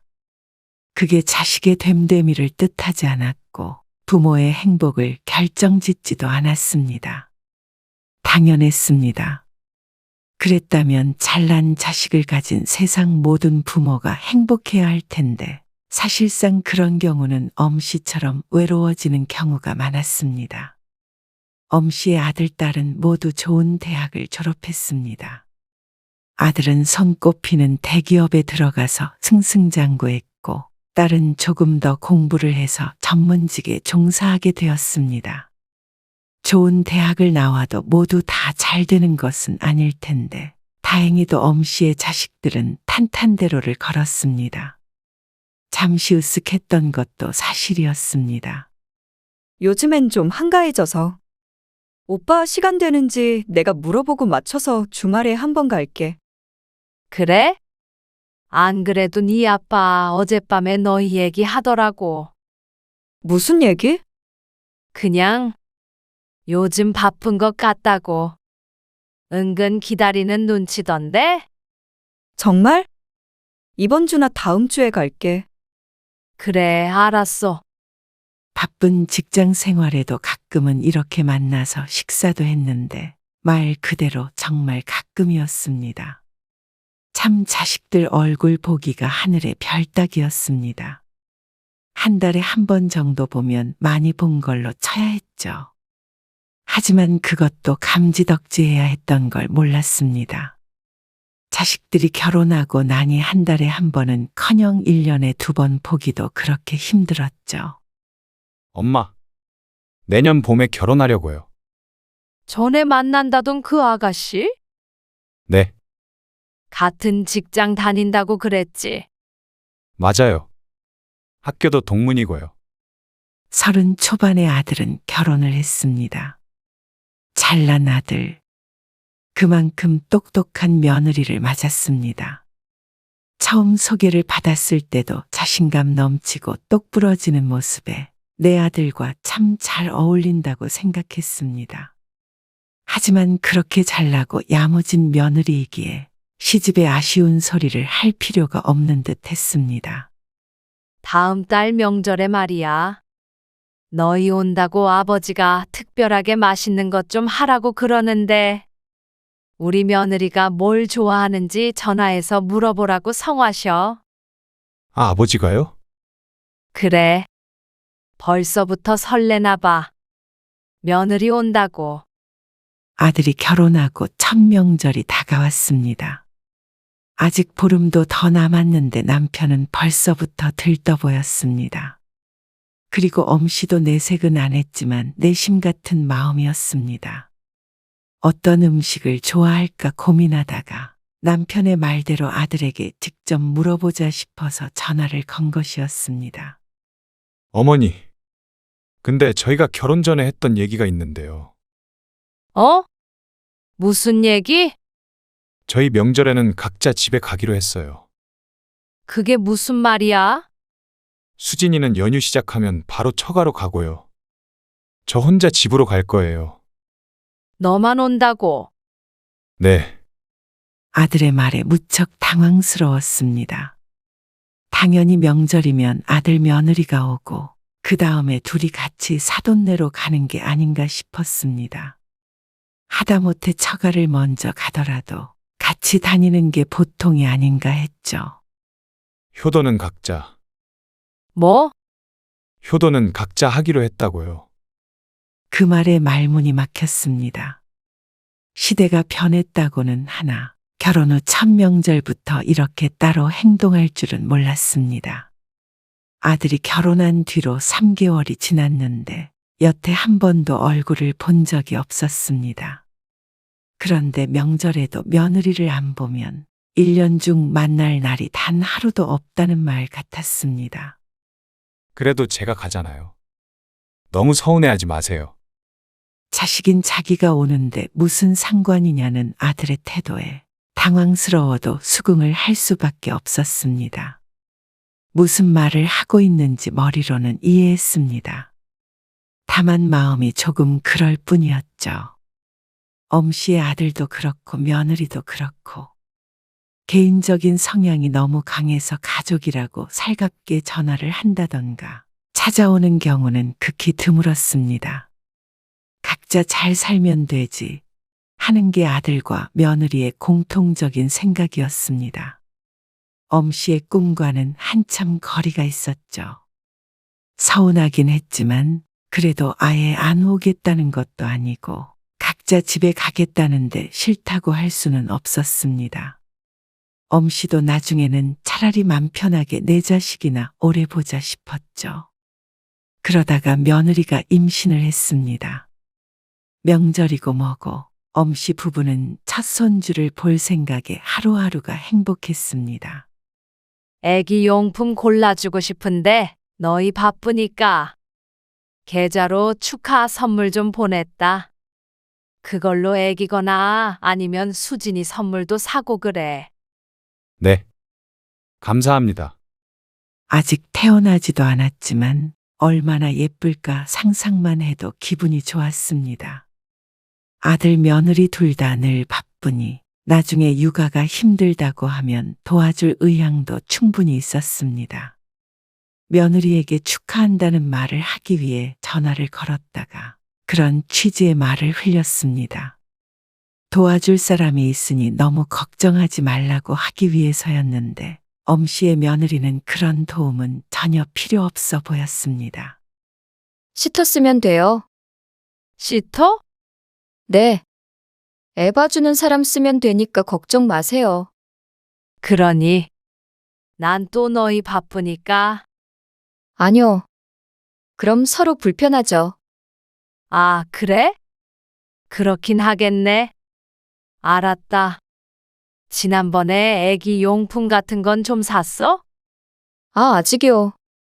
어머님, 저 지금 들어가 봐야 하는데 더 용건 있으시면 나중에 정석 씨 통해서 말씀해 주세요. 그래. 바쁘지 알았다. 끊으마. 사람들은 며느리를 어떻게 평가할지 모르겠지만 엄씨는 다소 차가운 며느리를 대하기가 무척 어려웠습니다. 똑 부러지는 것은 좋으나 너무 똑 부러지는 바람에 며느리와 시모와의 사이에 선이 명확했죠.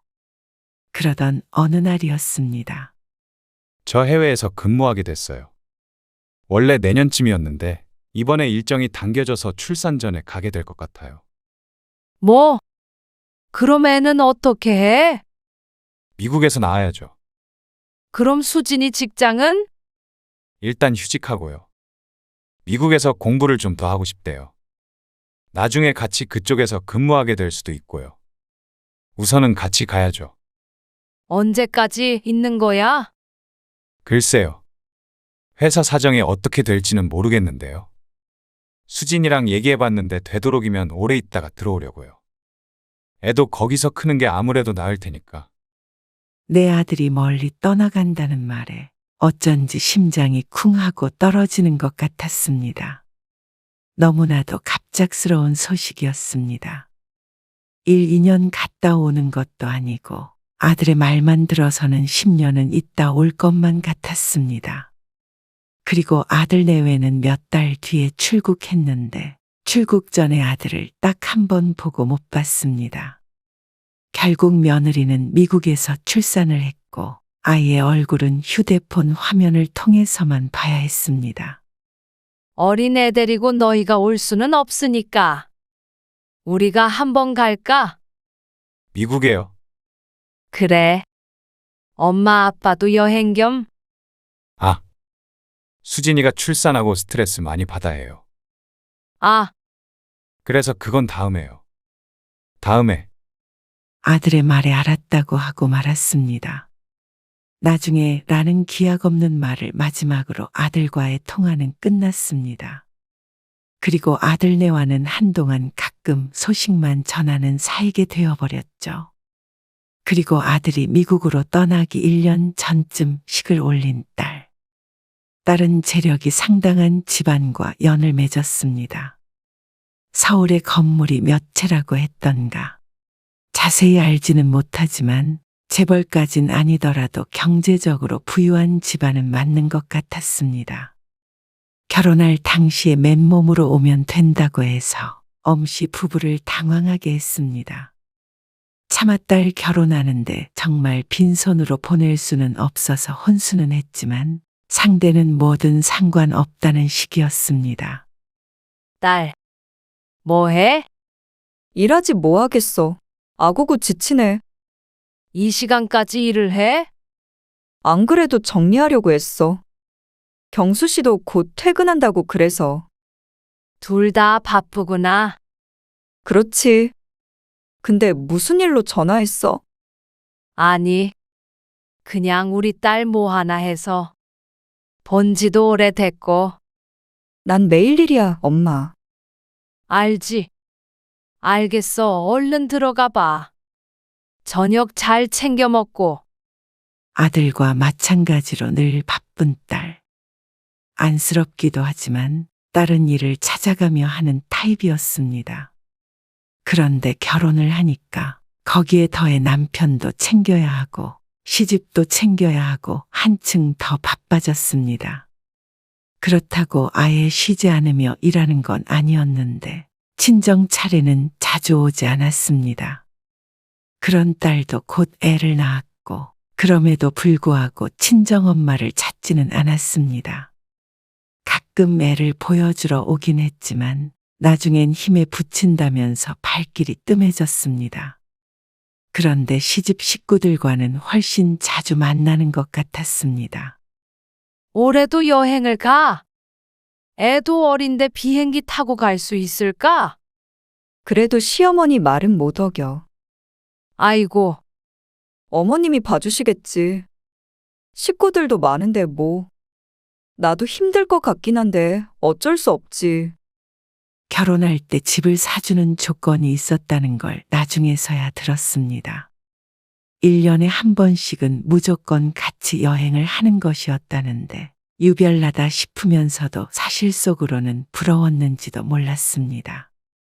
잘난 집에 시집가서 나쁠 것 없다고 생각했는데 정말로 시집을 가버린 것만 같았습니다.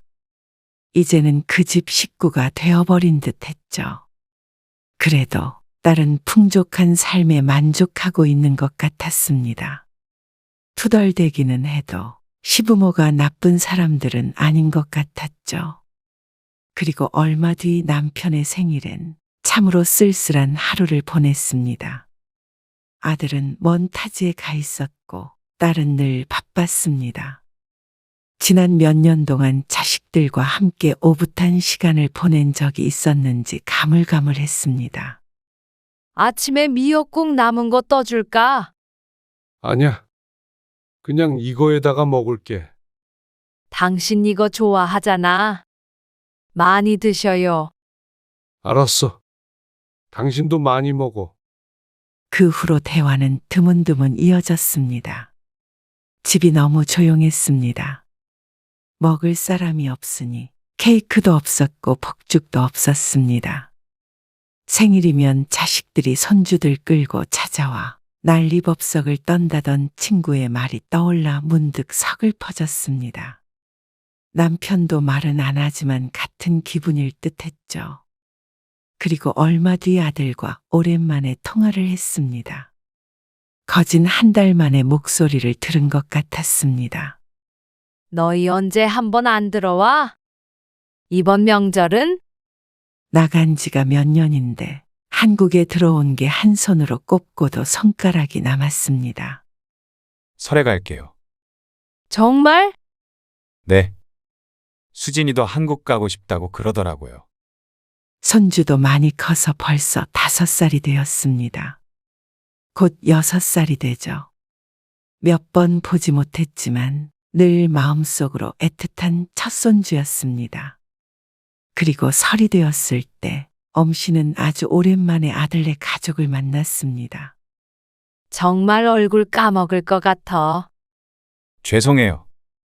멀다 보니까요. 잘 지내셨어요? 본래라면 각자 집에 가는 게 맞다고 했을 며느리도 함께 왔습니다. 그래도 1년에 한 번도 보지 못하는 사이이기에 그런 것 같았습니다. 아이고, 우리 강아지. 잘 지냈어? 엄씨가 손주를 향해 팔을 벌렸지만 엄마 뒤로 쏙 숨어버렸습니다. 엄씨 부부가 낯선 것 같았습니다. 가끔 영상통화를 하긴 하지만 그래도 이렇게 실제로 보는 건 몇 번 되지 않으니 아마 미국의 이웃보다도 모르는 사람에 가까울 듯 했습니다. 준수야.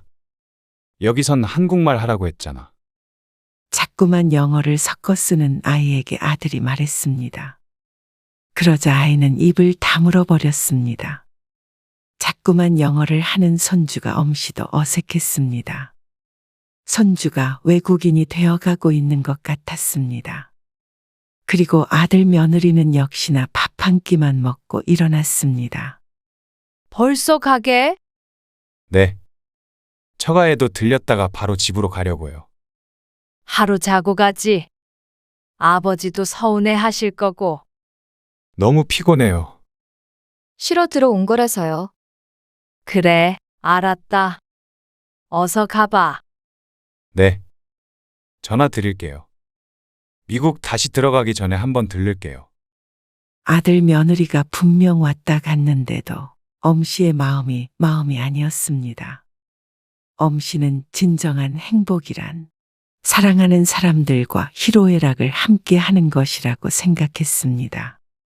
왼수 같은 자식이라도, 형제라도, 부모라도 옆에서 지지고 볶아야 사랑이라고 생각했습니다. 하지만 내가 사랑하는 자식들은 함께 지지고 볶을 기회를 전혀 주지 않았죠. 아들이 돌아간 뒤에 딸이 와야 하는데 이번 명절은 아들의 방문이 마지막이었습니다. 갑작스런 일 때문에 바빠져서 시집에 애를 맡기고 일하고 있다며 하소연했습니다. 한 해 한 해 거듭할수록 엄씨 부부는 외로워졌습니다. 남편도 말수가 없는 편이라 그런지 명절인데도 불구하고 집은 쥐죽은 듯 조용했습니다. TV를 보는 것도 지겨워져서 엄씨가 휴대폰을 들어 친구에게 전화를 걸었습니다. 뭐 해? 뭐 하긴 먹고 놀지. 전화 너머로 시끌벅적한 소리가 들려왔습니다.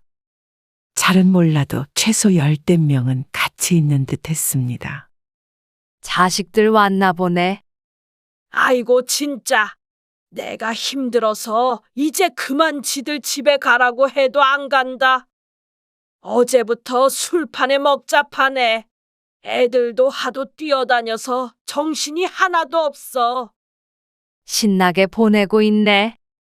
신나기는 이것들 입에 들어갈 것 갖다 바치느라 허리 분질러져.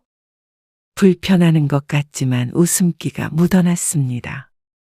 아이고, 잘 들리지도 않는다. 왜 전화했어? 아니야. 그냥 해봤어. 알았어.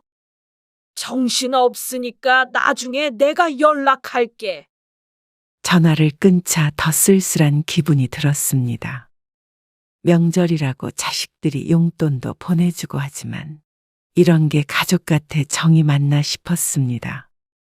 공부 잘하고 못하고 잘나고 못나고가 모든 걸 결정하는 것은 아니지만 엄씨는 그래도 내 자식들이 차라리 적당한 학교를 나와서 적당한 직장에 다니다 적당한 사람과 결혼해서 다른 집안 식구들처럼 서로 부대끼면서 살면 어땠을까 하는 상상을 안 해볼 수가 없었습니다. 못난 나무가 산을 지킨다고 했습니다. 내 자식들이 좀 더 못났으면 이렇게 내 품을 떠나가지 않았을까 싶었습니다.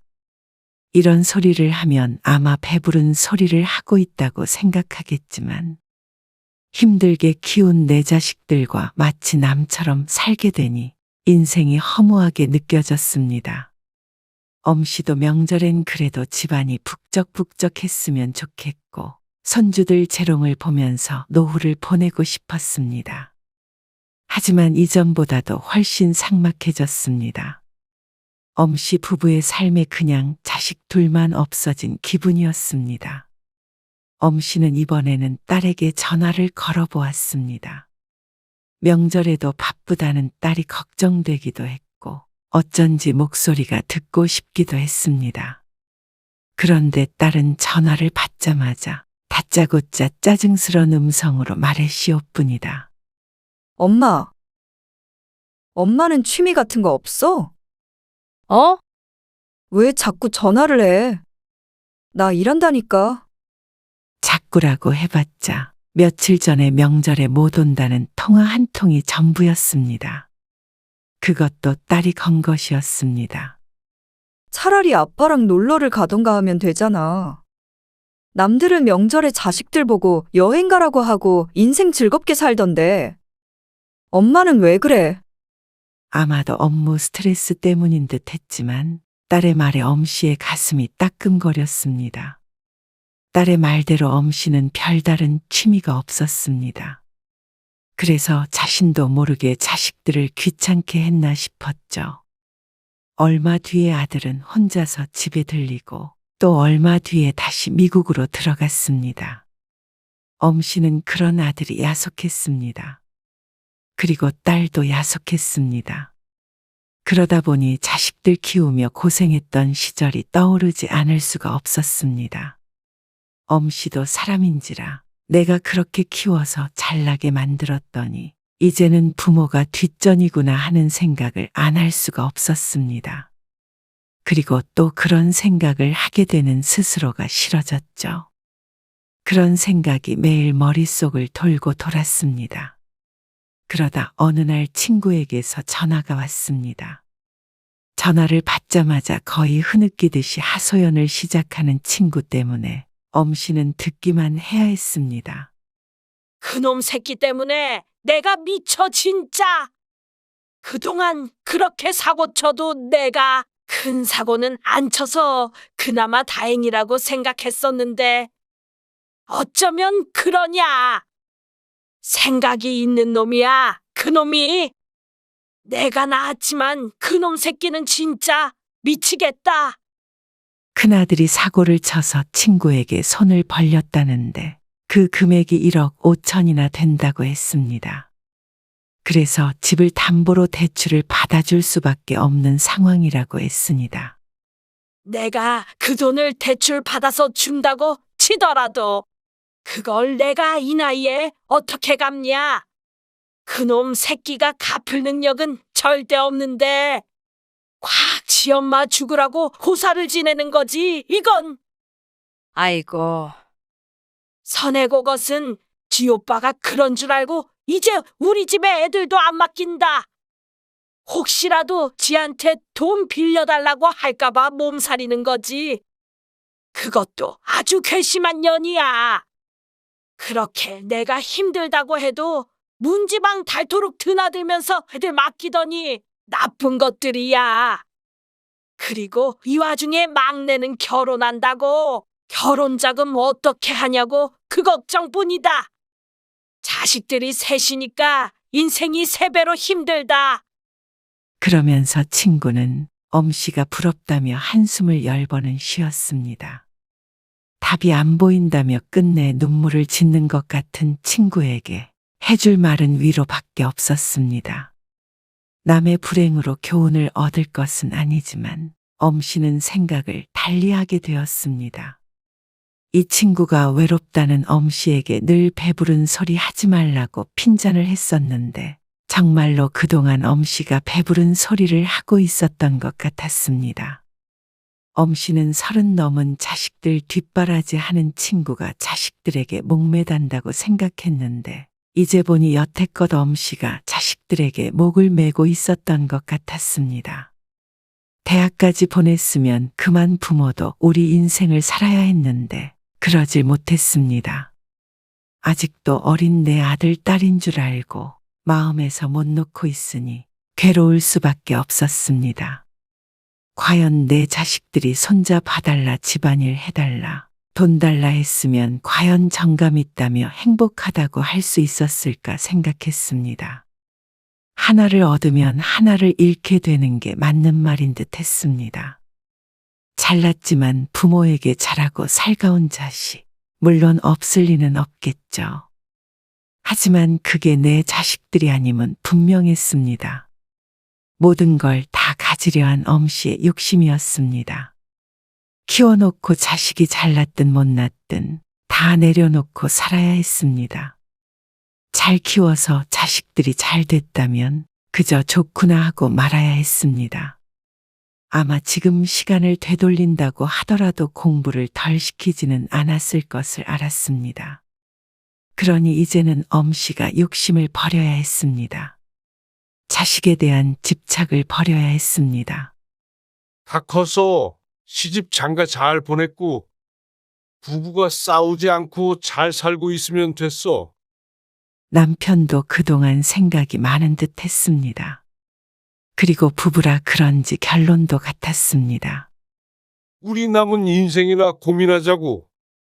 엄씨와 남편은 여유롭고 행복한 노년을 계획하기로 했습니다. 엄씨 부부의 인생 계획엔 늘 자식들이 있었는데 이제는 자식들이 빠지게 되었습니다. 우리 언젠가 유럽 여행도 가보기로 했잖아. 그 말을 처음 꺼낸 지는 20년은 된 것 같은데 아직까지 이루지 못한 계획이었습니다. 그저 막연히 나중에 애들이랑 같이 가야지 생각하고 살았던 것 같았습니다. 하지만 이제는 그럴 필요가 없었습니다. 자식들 눈치 보며 같이 가자고 말도 못하는데 다 무슨 소용인가 싶었습니다. 올해 한번 가볼까? 어떻게 예약해? 예약하는 게 어려워? 돈 내면 다 보내주지. 그건 그렇네. 그래서 그냥 남편과 단 둘이서 가기로 했습니다. 가이드가 있으니 굳이 자식들과 함께 갈 이유가 없었습니다. 오히려 둘만 가는 게 마음 편히 구경하고 쉬다 올 수 있을 것 같았습니다. 자식에 대한 미련을 버리니 그런 게 보였습니다. 엄씨 부부는 여행 계획을 짜는 것에 정신이 팔려서 모처럼 바빴습니다. 남편도 은퇴하고 조금은 무기력하게 지냈는데 오랜만에 활기차 보였습니다. 그런데 며칠 뒤에 딸에게서 전화가 왔습니다. 엄마, 지난번에 내가 미안. 명절에 전화를 하고 처음 통화를 하는 것이었습니다. 엄씨도 선뜻 딸에게 전화하기가 힘들어 그동안 연락을 안 하고 지내게 되었었죠. 그런데 딸이 먼저 연락을 할 줄은 몰랐습니다. 나중에 같이 밥 먹으러 한번 갈게요. 그러면서 한참을 시댁에 대해 하소연하고 수다를 떨다가 전화를 끊었습니다. 늘 바쁘다며 먼저 전화를 끊던 딸과 사뭇 달랐습니다. 아마 그렇게 전화를 받았던 것이 못내 마음에 걸렸던 듯 했습니다. 그리고 한 달쯤 뒤에는 아들에게서 전화가 왔습니다. 무슨 일 있으세요? 무슨 일? 아니, 요즘 전화도 없으시길래요. 아니, 아무 일 없어. 좀 바빴어. 뭐 하느라 바쁘셨어요? 그냥 여행 계획 좀 세우느라고. 아, 여행 가시게요? 어디로요? 유럽. 아, 유럽이요? 아들은 놀란 듯 보였습니다. 가야지 했는데. 올해 가려고 여행사 알아보고 있었지. 제가 대신 좀 알아볼까요? 아니, 뭐 하러 그래? 이런 거 알아보는 것도 재밌어. 아, 그렇죠. 아들은 머뭇거리더니 말했습니다. 보기 좋네요. 오히려 엄씨 부부가 연락하지 않고 마음을 놓으니 자식들이 먼저 연락을 해왔습니다. 아무리 개인적인 성격이고 자기 삶이 바쁘다고 하더라도 부모는 말없이 그 자리에 있는 존재였습니다. 자식이라면 열심히 앞만 보고 달려가다가도 한 번씩 뒤를 돌아보게 되어 있었습니다. 그런 자식들에게 부담 주지 않고 우리 삶을 행복하게 살다 보면 언젠간 자식이 멈춰서서 말을 걸 때가 오죠. 그때 말없이 안아주면 되었습니다. 그렇게 생각하자 엄씨는 말년이 외롭지도 자식 때문에 쓸쓸하지도 않았습니다. 부부만 생각하자고 마음을 먹자 자식에 대한 집착을 버리자 삶이 다르게 보였죠.